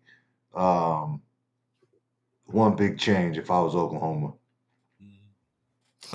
Like they don't need water. They don't need, they don't need a water hookup. They don't need electric hookup. They don't need sewer, man. All those people, when they got them big timer shit, they come through with their own generators. They probably fill up with fresh water prior, and then use that stuff, use up the fresh water, and then pull the trailer out and go dump it at a certified, Well, and you've got. I mean, if you've got it empty when you get there, you'll be just fine. That much. I mean, come on. But that's what I'm saying. Like, there's select people. Like, if you ever drove through Sooner Village, like there's some $300,000-$400,000 fifth wheels back there. Sure. You know what I'm saying? Yeah. And you need to just like they did at LSU. That's where I got the idea, bro. I'm talking about straight across the street from the stadium, lined up with RV, getting it, homie. Chefs out there. Chicken. Hey, I hear you, chicken. Hibachi, big ass speakers. I was about to walk in there and get me a little. Hey, bro. Let me tell you something. I don't care about the big time schools, homeboy. The best tailgating is in the damn SWAC. Point damn blank. I don't give a damn where you at, homeboy. Sure. The best tailgating is in the damn SWAC. I wouldn't doubt that even. Tell us why. Tell us why. Please do. Yeah. Shit, man. Hey, look, fair-skinned gentlemen. Hey, not only do we come in on Fridays, we stay all night. Hell yeah. We stay all night. There's tents out there. That's everybody bringing their grill behind their truck. They got their good Southern soul going on out there, man. Hey, it's a party. Sometimes you don't even want to go in the stadium, to be honest with you. Like, Mike, what you're talking about, grilling, oh, man, my buddies, man, they have coon on the grill. They have alligators on the grill. I mean, hey, baby, look here. You gonna hear that? But, hey, the Q's gonna have their tent over here. They gonna be kicking it. You gonna have the Alphas over here having their tent. They gonna be kicking it. Hey, man, I'm telling you, the best tailgating is in the SWAC, baby. That's where it started, bro. 100%. I remember when I was playing, you would wake up on Friday mornings and smell the BBQ, bro. They will already be out there on the grill. Bro, 100%. We just glossed over that, and we just passed over that. You said that they were barbecuing raccoon. Oh yeah, like you never had no raccoon. Bro, I'm good. All right, I'm good on the coon. Shit, man, you don't know what the hell you missing, bro. Country, I love me dude. Country. From the guy, man, look, you get that damn coon. Talking about you take the. Hey, look, hold on. This man ain't never had no coon. You get that damn coon. You put him on that tree, and you take them clothes off his ass, bro. I'll pass. Gut him up real good. Pull that. It just like pull pork. I'll pass. I'm good on that myself. I'm way There's good on that. There's plenty other options, homie. Listen, you won't eat crawfish, but you'll eat a raccoon. Are you insane? Hell no. All day long. Hell no. All day long. Shit. What happened? Hey, without hesitation, all day long. Look, here's the deal. I can bring some damn pulled pork raccoon. You won't know what the hell it is. When you get to eating it, you can be like, man, what the hell? This shit is fire. Man, from deer meat to raccoon, I don't eat no damn possum. I don't do that shit. But deer meat and raccoon, squirrels, rabbits, shit, man. Come down here to the dirty South, baby. We're going to get it in. I'm good on dirty South. That's why they call it the dirty South, huh? Damn right. Food. Listen, them damn rabbits. Hey, look, shit. That's how. Hey, look, that's all our people had to damn. That's all they had back in the day. Rabbit's legit, right? Rabbit's legit. Oh, it's good. Okay. Yeah, I'm okay with rabbit. I'm okay with squirrel. Yeah. Hold up, man. Yeah. So, what about barbecue goat, man? Yeah, I eat goat for sure. Well, so your ass eat a goat, but you won't eat no damn coon. Hell no. No. I think I'm eating a coon, bro. Yeah, I'm not eating a possum. I'm not eating a possum. I'm not eating a possum either. Same damn thing. I don't eat possum. You ain't scooping them up off the side of the road? No. We got coon dogs, man. Eat a raccoon is what's paying. Look, bro, they got coon dogs, man. Oh, go coon hunt. I wonder. Rob's the Mizzou fan says it's good. Okay, well, I'm telling you, raccoon. Hey, look, I'm gonna tell you something. It's better than deer meat, bro. Real talk. Hey, I'm gonna bring your ass some coon, man. You ain't convincing me. You're not convincing me that raccoon meat is Hey, look, I'm gonna bring your ass some damn coon meat, bro. No, you better not. I mean, I'll try it. Obviously, I'm gonna try it, but like, I'm not searching it out. I'm not like, hey man, I hope he got barbecue coon over there. It sounds racist to me. I'm gonna bring you some pulled pork barbecue coon, it bro. sounds racist. Oh shit, man! I want to hear that bullshit. It sounds racist. I want to hear that bullshit. Chicken said it. I didn't realize you said raccoon at first, and Chicken put in there coon about. Yeah. No, I heard it. I heard it. Man, look at him. Hey, look, bro. All you gotta do is get that song on. You put him. Hey, look. Back in the country, we had a nail on a big old ass tree, old pecan tree or something out there. And you nail that song on up on that tree, and you take them clothes off his ass. You skin him up real good and gut him up real good, and you take that meat off the bone, man. And you put it in there. You put that shit on the grill and you smoke it. Oh man, y'all asses up. Look, y'all eating that, y'all eating that them damn meals in the army and in the Air Force, them damn meals ready to eat. Shit, that shit nasty as hell. Yeah, I don't know. They got better though. They got a lot better as I went. They still don't taste better than barbecue coon. I mean, I got nothing to go off of right there. I mean, I've never had. Pretty good. Steak is pretty good. Have you ever had MREs, Marcus Dent? Yes. It's like, yeah. Some of that stuff is like eating the ass out of a dead ass. Shit tastes like paper. Some of it don't. Some of it's like eating the ass out of a dead rhino, man. I'm telling you. Dude, I'm telling you, them joints got good though. They improved. I'll give them that. They got rid of my favorite though. They got rid of my favorite, that old chicken cavatelli. I don't know nothing about that. I do. But, they got rid of that. Was it chicken? Yeah, chicken cavatelli, bro. Okay. I was out before you got in, man. What you mean? So let me ask you this: do you eat frog legs? Yeah, I have. I've had frog legs before. It's been a long time. So you eat frog legs, and listen. I already told you I'm trying the coon. I got you. I got you, bro. That's not my go-to, and I'm not putting it on the menu. Until, I mean, maybe, but I don't know, man. I don't know. Jason, you gonna be all right, bro? No, that's nasty shit, bro. Man, you don't know. You ain't never tried it. And here's the thing, though. There's something about they're too much like humans, bro, and they're nasty asses in the trash can and shit all the time. No, I don't want it. I just don't want it. We're not talking about city coons, bro. We're talking about country coons, man. Country coons go and find the damn trash cans too. No, man. Not out in the woods, not in the deep woods, man. I ain't talking about killing no coon, no city coon that's going in your trash. Yeah, that jambalaya. You're right, Ronnie. That jambalaya went hard. The jambalaya. Man. Yeah. You eat. I mean, you suck the ass out of a crab, but you won't eat a damn coon. Crawfish. Hey, listen, man. It is what it is. I've had it before, and it took me a minute to even try the crawfish, but I like it. Hey, listen, I got a SEC. I got one request. If you're gonna put us on, like, if one of our 3 pod games, I need that game early as possible so I can get me some get in on crawfish season. Great idea. Where's that at? Where's that at? In Louisiana. It's yeah, but look, I just that's like one bucket list. Already over? Oh man. Yeah, I think it's already over. Yeah. But like, so what about the oxtails? Oh, ho. I forgot the most important. Oxtails. Yeah, oxtails okay. Yeah. Have you had them smoked?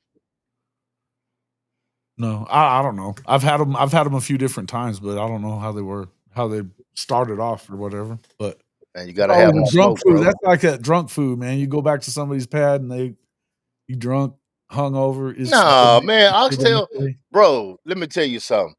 Oxtails in Mississippi. You go to a food truck in Mississippi right here. It's the most expensive thing on the damn menu, bro. I believe that. It's good. It's good. Oxtail's good. Oh yeah. If y'all want some, hey, I can put the link up. You can go get them. Hey, Ryman, you don't know that's not. I didn't say I'm not a soul food lover. I like soul food. I just ain't eating nasty shit.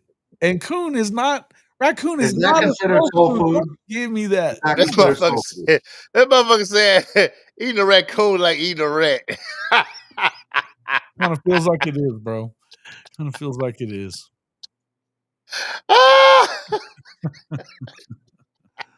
Only one thing better than crawfish dinner. Y'all city-fied asses, man. I'm not even a city kid, dude. I grew up in the country. I eat rattlesnake and stuff like that. I don't eat cow balls either. So it is what it is. I don't eat the damn Rocky Mountain oysters. Nope, not me. Not me. Sound like Mikey oysters. He ain't said nothing. Oh yeah, dude. Let me tell you something, dude. I try it. Like, you know what I'm saying? Like I've been in Korea. I got tricked into that shit when I was a kid, and I knew it tasted weird. There was something weird about it. I ain't never ate it again. Bro, have you ever been to South Korea? Dude, you see some wild shit over there, and I was trying it all. Yeah, I didn't. I never went over there. I've heard a lot of stories though. It's fucking wild.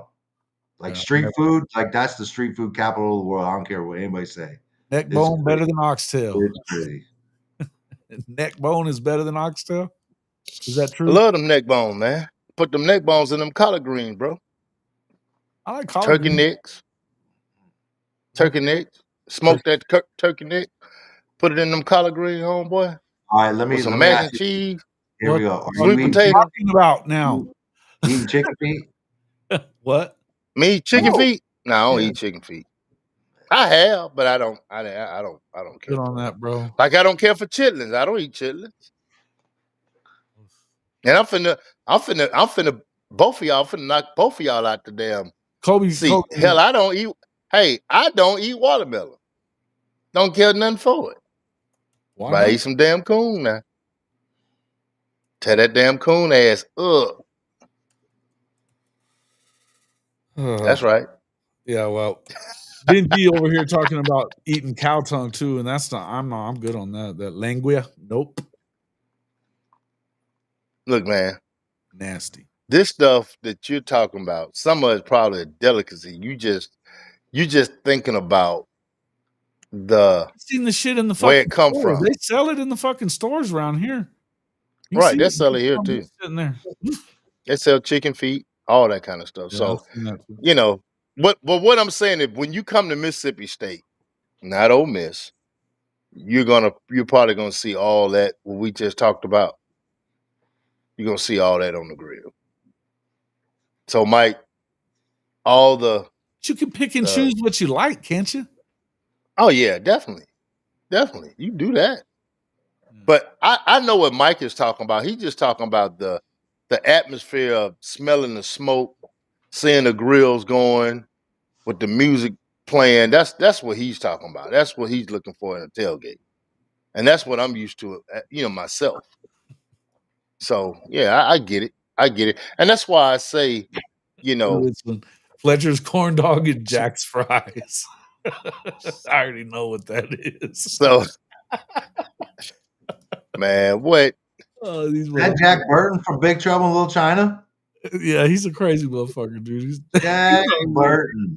Oh yeah. Me. God, that's one of my favorite movies of all time, bro. One of my favorite movies too. It is good. Hey, Mike, what was that?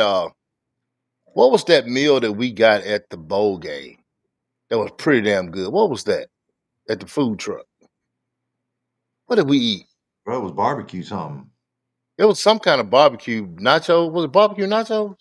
Yeah. Mm-hmm. That shit was good. Yeah, that's exactly that shit was good. Yeah, barbecue nachos. Yep. Mm-hmm. I don't eat tripe either, fellas. I don't eat tripe menudo either. Nope. I'm good on that shit too. Don't eat what? Menudo. I like pozole, but I don't do the tripe. That's intestine. Nope. Straight on that. Nah, I don't eat shit. You can't boil that shit enough for it to not have shit on it because it's been carrying shit this whole time. Nope, not me. I tell you what, I almost got my butt toe up when I was about 9 years old. My dad had some chitlins and he was like, "Boy, you gonna eat this?" I'm like, "Nah." I couldn't get past the smell, man. Hell no. And it wasn't that bad. I'm talking about when you first start cleaning them, And so Mom back in the day, they didn't have the incense and stuff you got now. They had these old big ass Indian incense, and that shit didn't do nothing but just mix in with it, man. Yeah, man. So Mom them, and Mom didn't eat them, and Dad liked them, and he gonna make me eat some one day. He said, "Well, I tell you what, if you don't eat this, you ain't getting nothing else." I said, "Well, I just be starving today." Just be hungry, homie. I was just, hey, look, I got down from that table with all those chillers in there. I was back there, I was starving. Finally, my mom came and she had fixed me a hamburger. The kind of hamburger back in the day was on that light bread. One of them good hamburgers, buddy. Shoot, Mom fixed me a hamburger. I was good to go. But nah, I ain't need no chillers, bro. You can have that. Yeah, well, just like what he's saying, Menudo is cow intestine, chitlins is pig intestine. Same shit. Different animal. No thinking. And cow intestine, if you've ever seen a cow patty, some runny, nasty ass shit. No. Man, they smoke. You know this. They smoke cow patties, man. You know that? They take the cow patty chip and let it get dry, real dry, and they grind it up and they smoke it like weed. Get the fuck out of here, bro. What are you talking about? The new definition of smoking that shit. Crazy as fuck. Hey, when's Kansas play Missouri? Is that next week or a couple weeks from now? 2 weeks from now, I believe. It's 2 weeks, yeah. Mizzou, hey, don't take that L, Mizzou. Do not take that L to the rock chalk. Yeah, chillin is intestine. Is that right? Yeah, chitterlings. Yeah, so they're saying, and Madil will say chitterlings. Chitterlings, yeah. No, and actually, who was it just said it? And Sooner, Texas, tripe is stomach lining, not intestines. That'll make it better, bro. Yeah, all part of the same damn tube. it's in the same family, anyway, huh? Yeah. Burning dry cow patties gets for well, okay. Thanks, cowboy. September 6th, 2 weeks from now. Yep. That's hilarious. I haven't hit anything lately. Where is old Neelio at? I didn't even see him. There he is. Smoke buttholes. Yeah, pretty much.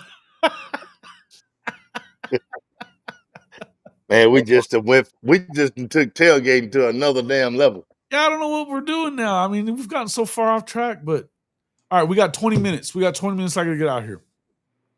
So did we ever get yours? What's your three there? Your three were I just gave them to you. I gave them. No. Mine was Texas. Mike. Huh? Mike. Oh, mine was LSU and Mizzou. LSU, Mizzou, and Texas. Okay. Yeah. Yeah. Okay. So I would like to not have. I don't care. I think you're going to play Mizzou every other year. That's enough for me. I would if I had a choice between them and Arkansas, I'd probably take Arkansas. But then again, I don't know. I think it'd be a better every year game to be for both schools because they're so close. Well, let me ask you this, Jason. Which state has the better athletes? Arkansas. Okay, I would rather play Arkansas and beat them. That way, it helps you in the recruiting. Definitely got better athletes. Well, I don't see how you can say that though. Why? Arkansas is by far the worst team.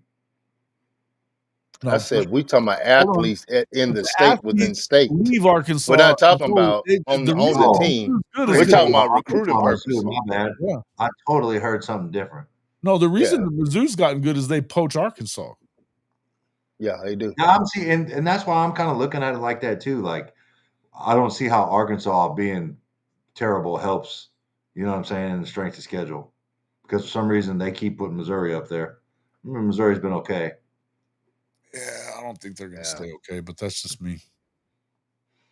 Well, so we only have we only have a few minutes left. So let me ask you this, Jason. I know this is a little bit different from what we talked about previously, but you talk about the mandate, of the revenue sharing.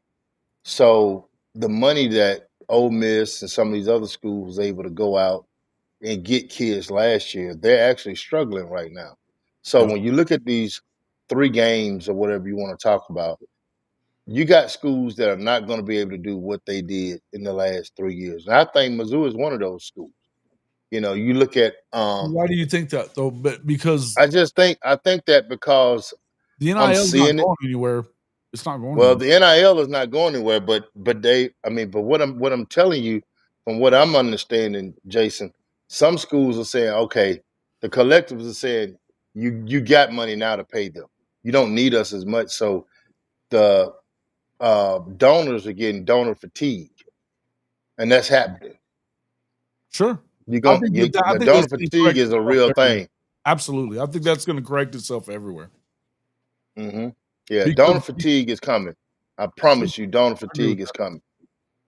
And so I think I think you're going to have to actually put up some. I mean, you're going to have an actual quid pro quo situation with these influencer type. And so I'm thinking some of these schools are like Arkansas, which they over the last couple of years they got a lot of money.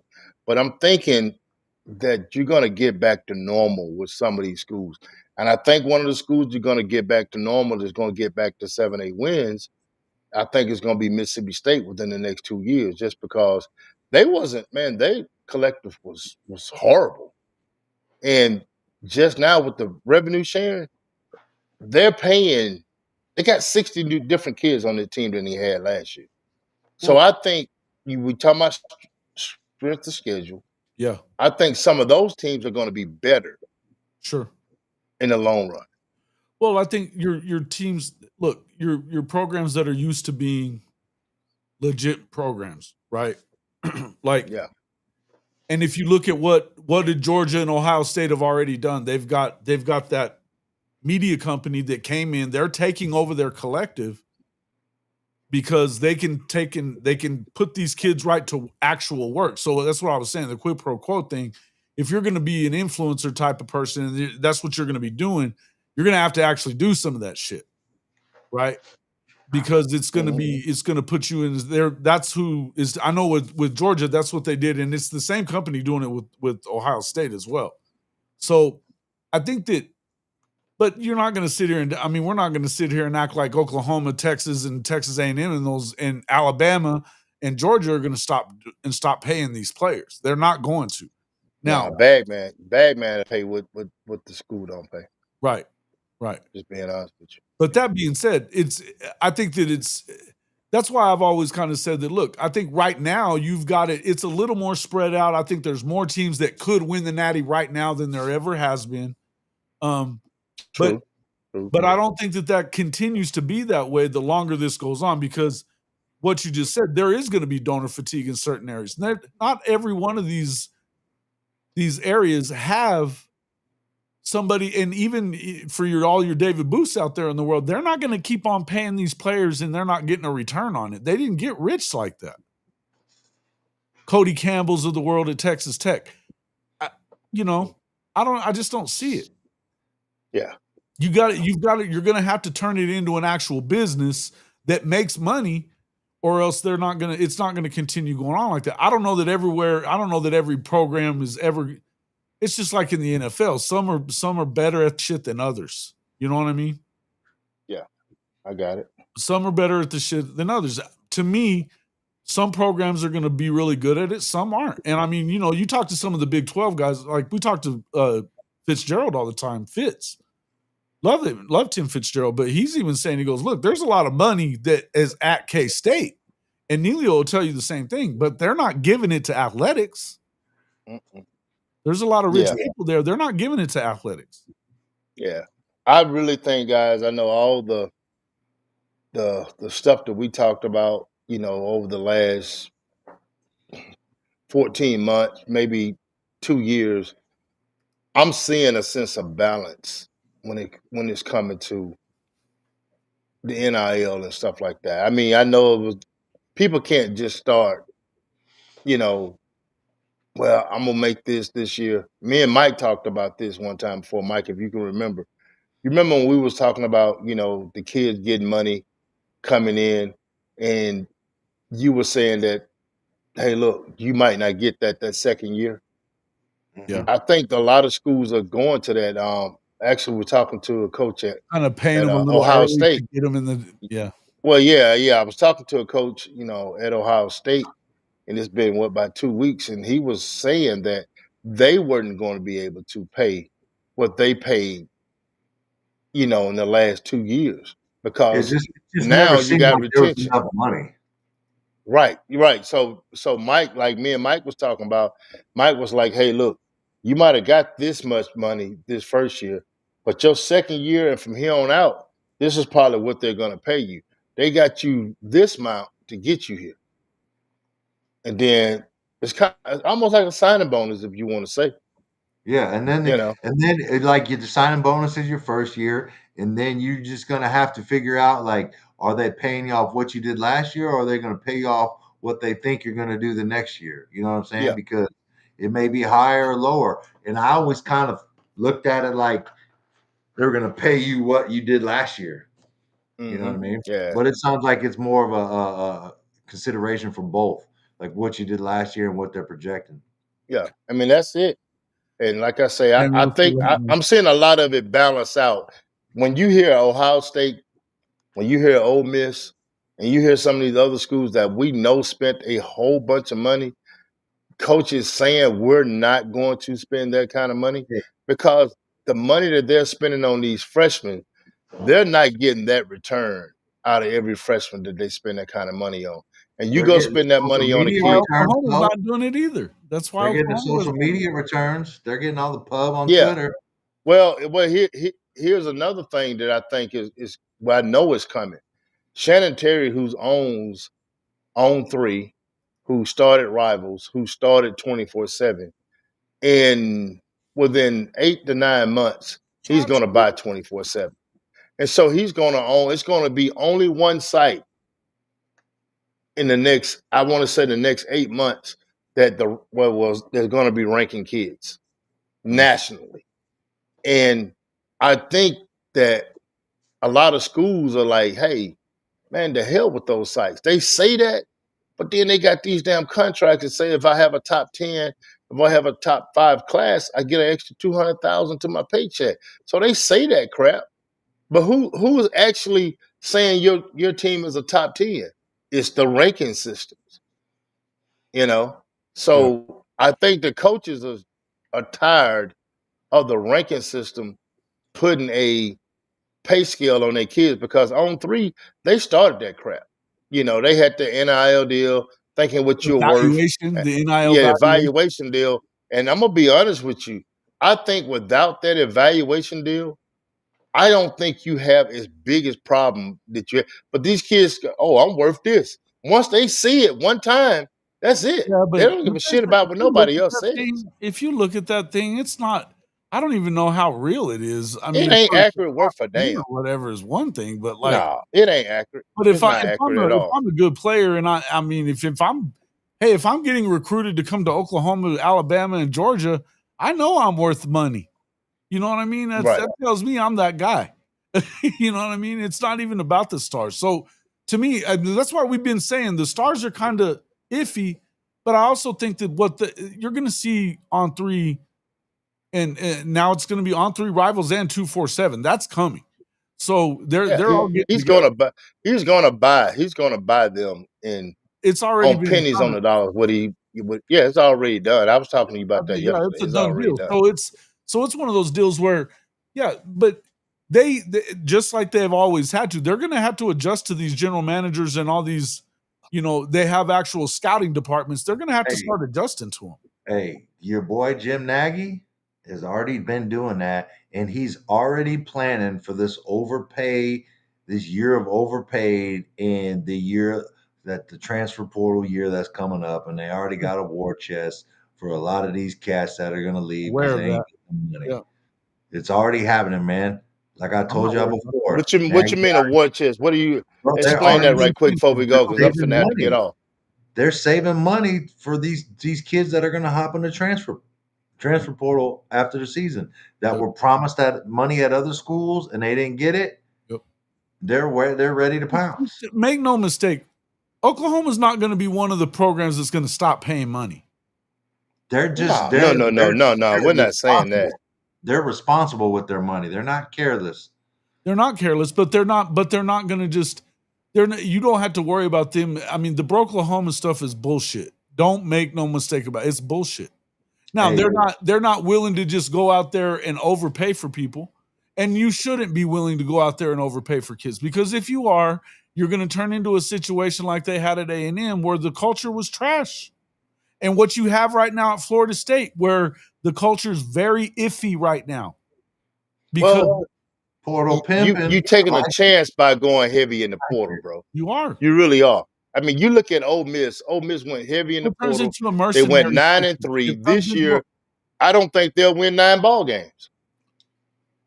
Wow. I don't because you have to build your program. I don't care what nobody say. You can go to the portal and win, but you can't go to the portal and build a championship team. No, I don't think that. You look at the last 2 national champions. They did supplement with the portal, but supplement most of their money retaining the guys that they had already bought. Right. Portal pimping. Portal pimping. What a catchy song. Hey, I know we already knew this, but it's official. Michigan has named Bryce Underwood their starting quarterback. Oh yeah, and that's never going to happen, bro. They're not going to phase him out. They will. There's $2 million baby, man. There's too much damn money in it for them to phase it out. What they're going to do is they will adjust. They will adjust their business model. Now, when they come to Oklahoma, they might say, "Well, we're going to give this other kid a shot." They better not. I don't know. They better not. Yeah, man. Look, hey, bro. Matter. I'm gonna have to get ready to get out of here, Jason. I gotta go too, man. So pretty soon. Both of them can get it. Yeah. Got to get ready to get out of here, man. Got a couple things that just popped up. Yeah, I gotta split and go see my mom. So it's a little over an hour drive. So I gotta go take care. All right, my man. Appreciate you coming in, big cuz. Tell everybody how to find man. You. It's been at the bottom the whole time. But let everybody know. Gridiron Insight. They can go to the Gridiron Insight and hit me up and go to Marcus Dent 93 on Twitter. Holla at your boy. All right. Appreciate you, man. As always, we'll see you later this week. I'm sure we'll be talking more. Lots to do. Big week. I'm excited. Appreciate you, big dog. Oh, yeah. All right, bro. Yes, sir. All right, Big Mike. So we got 5 minutes. We got 5 minutes to go. Let's see. Let me see where we're. I gotta switch this out though. Damn it. Because the plug. Because the plug, yeah. Because the plug. Having some technical difficulties right now. That's some good shit. It made me laugh when you put that in there. I'm rubbing off on him. I know you. Always starting some shit up. You always starting some shit.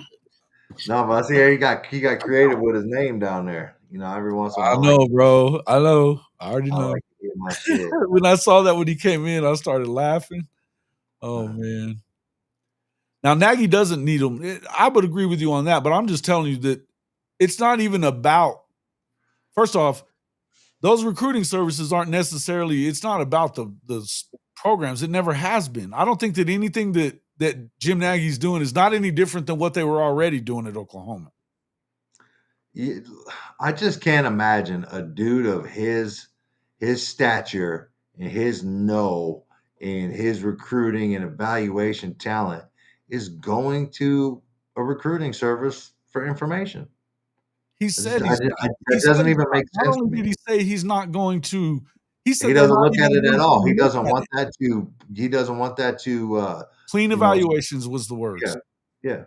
He wants an honest evaluation. He doesn't want any bias in there based off what one recruiting service says or another. Right. And as him, I mean, he's got guys that he wants their evaluations, and obviously he's probably evaluating some, but that's where he's going to go look for the value where, yes, everywhere else they've got him as a 3-star or whatever, but we got him as a 5. He's our equivalent to a 5. But that's where people started getting all wound up about, whoa, he doesn't want to buy 5 stars. You just can't. I get it. That's some people aren't as well versed and don't have time, but like value matters, man. You can't even. It's just 247 and those people and rivals on there's other people out there that are way smarter and way more versed in this recruiting game. You know what I mean? So all I'm saying is just don't put all your stock in those people. Did you not just hear that thing? I did. What the hell was that? It sounded like somebody farted into the mic. No, the dun dun dun dun dun dun dun dun. You didn't hear that? Yeah, I heard something. It sounded like a fart though on my end. Well, that's not what it sounded like to me at all. I thought you ripped one while I was talking. I'll try to be professional and play it off, act like I didn't hear it. You're a good man. You're a good. Well done. Well done. Got to give Nagy time to show results, and then everyone will understand that stars aren't everything. You ain't got to worry about Nagy. I'm trying to tell you that right now. But that's exactly what.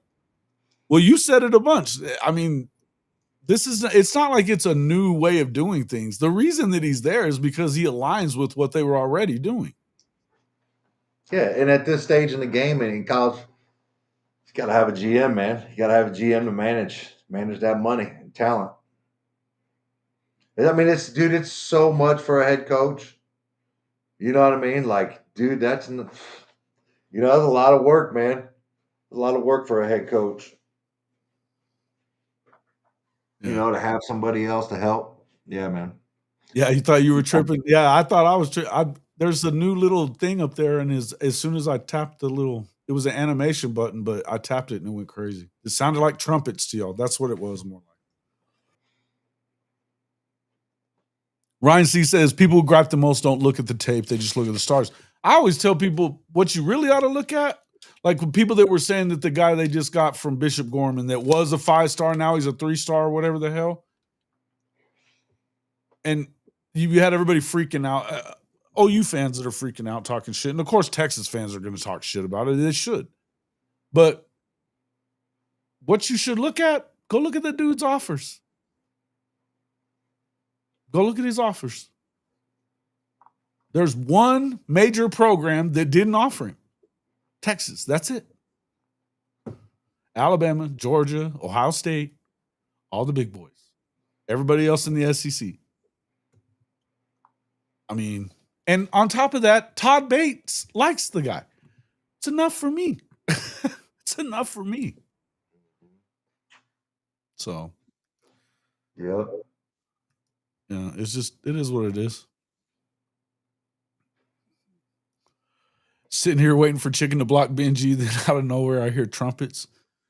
Why are we blocking Benji? What do you do? It sounded like a fart to you. What? Yeah, dude. Yeah, it sounded like you ripped one, bro. But like you might have thought you did. He's just lying with you. He's just lying with your ass. That's all it is. I'm trying to tell you. Bullshitters. Bullshitters.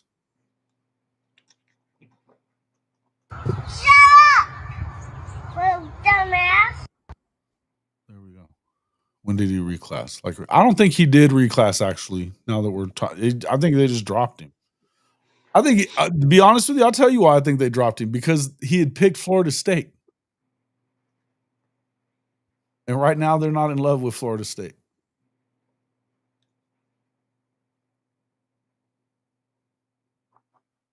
So I think that's what it had to do with. We'll see whenever they have the next update what he is. I bet he's not a 3-star anymore. Who's this? What's the kid's name that they just got from Bishop Gorman and the defensive line kid that they just got he flipped from Florida State? Is that Bishop Gorman? Yeah. I don't think so. I'll find it. Or he might have been. It's like he's been at 4 different schools. Yeah. Oh well. Yeah, that happens. That happens out there for sure because all those California kids, they move around a lot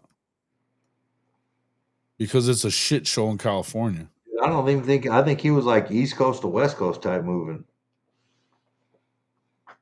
I mean, it is. Well, look, even like still Brian Harris at 6'3", he's already 285, and they still have him as a 3-star on Rivals. That dude's a stud, man. He's a stud. Wild to me. James Carrington is what I'm talking about. He's from Irvine, California. 6'2", 250. What all high schools did he go to though? Let me look. I was just looking at it on. Let's see. Green Lutheran High School in Irvine. Before he was at Bishop for sure. Maybe he's not there anymore. He was definitely at Bishop Gorman. What? I think he's there now.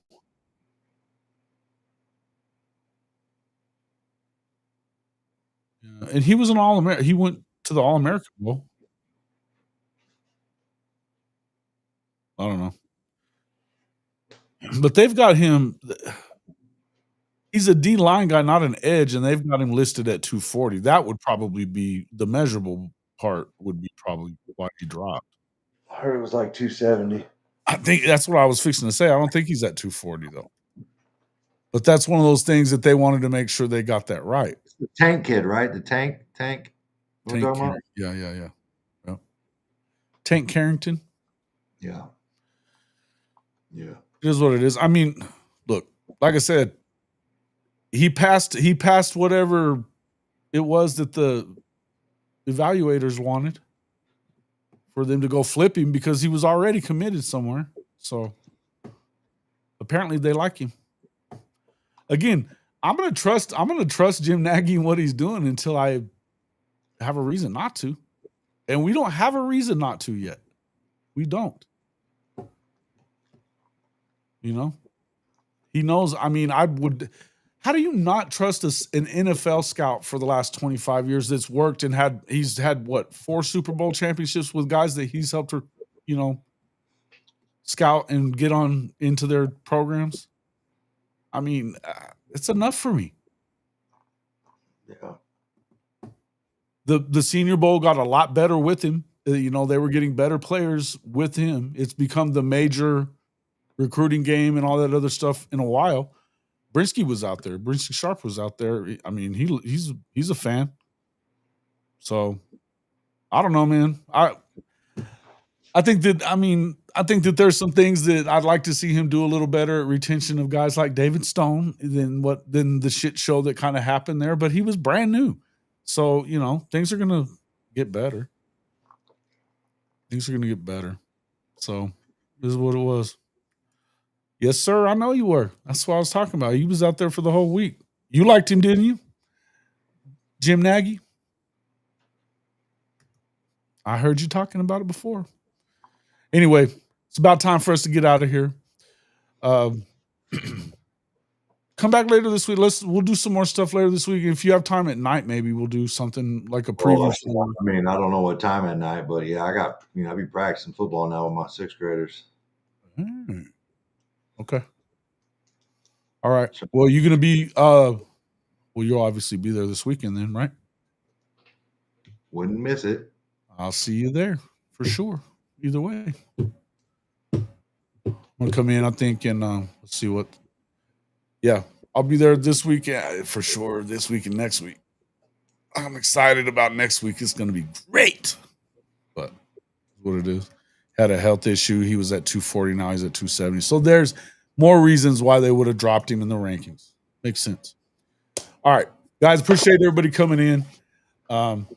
It was a good show this morning. We enjoyed it as always. Make sure, you still got time. I was looking on the Fanatics store. You can get stuff shipped and get it quick through our Fanatics partner link, hofmedia.us/fanatics. Get in there and check out. Actually, there's a couple. We're working on doing some more Moneyline Mateer stuff for the merch store, for our merch store. But you can get in there and check some of the stuff that we already have out. We do have a we do have a merch store or a money line material line, I guess is what we're a line. Let me see. Where the hell is that thing? I had it up here yesterday. I don't see it. Oh, damn it. Oh, there it is. Check it out. Check that out. Get in there. There's one with Norman on it. There's a couple with just the hashtag. But yeah, get in there and check it out. And aside from that, man, we'll see you all on the next one.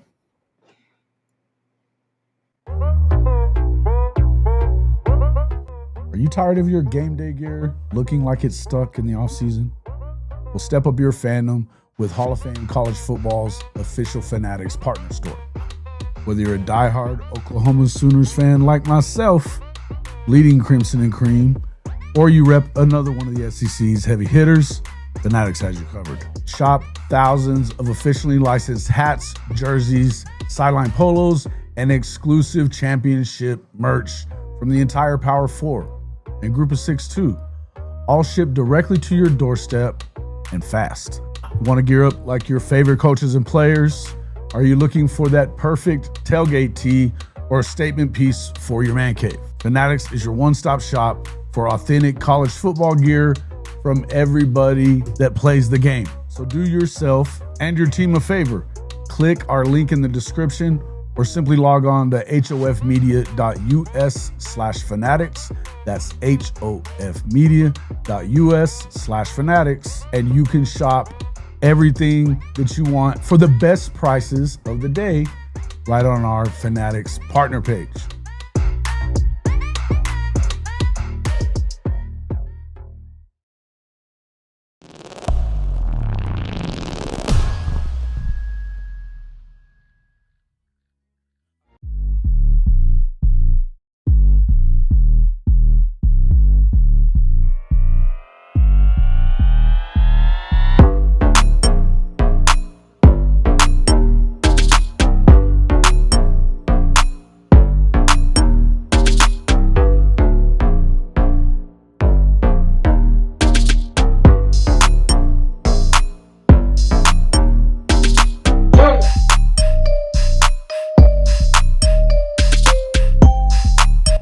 Take your top lip and connect it to your bottom lip, you will shut the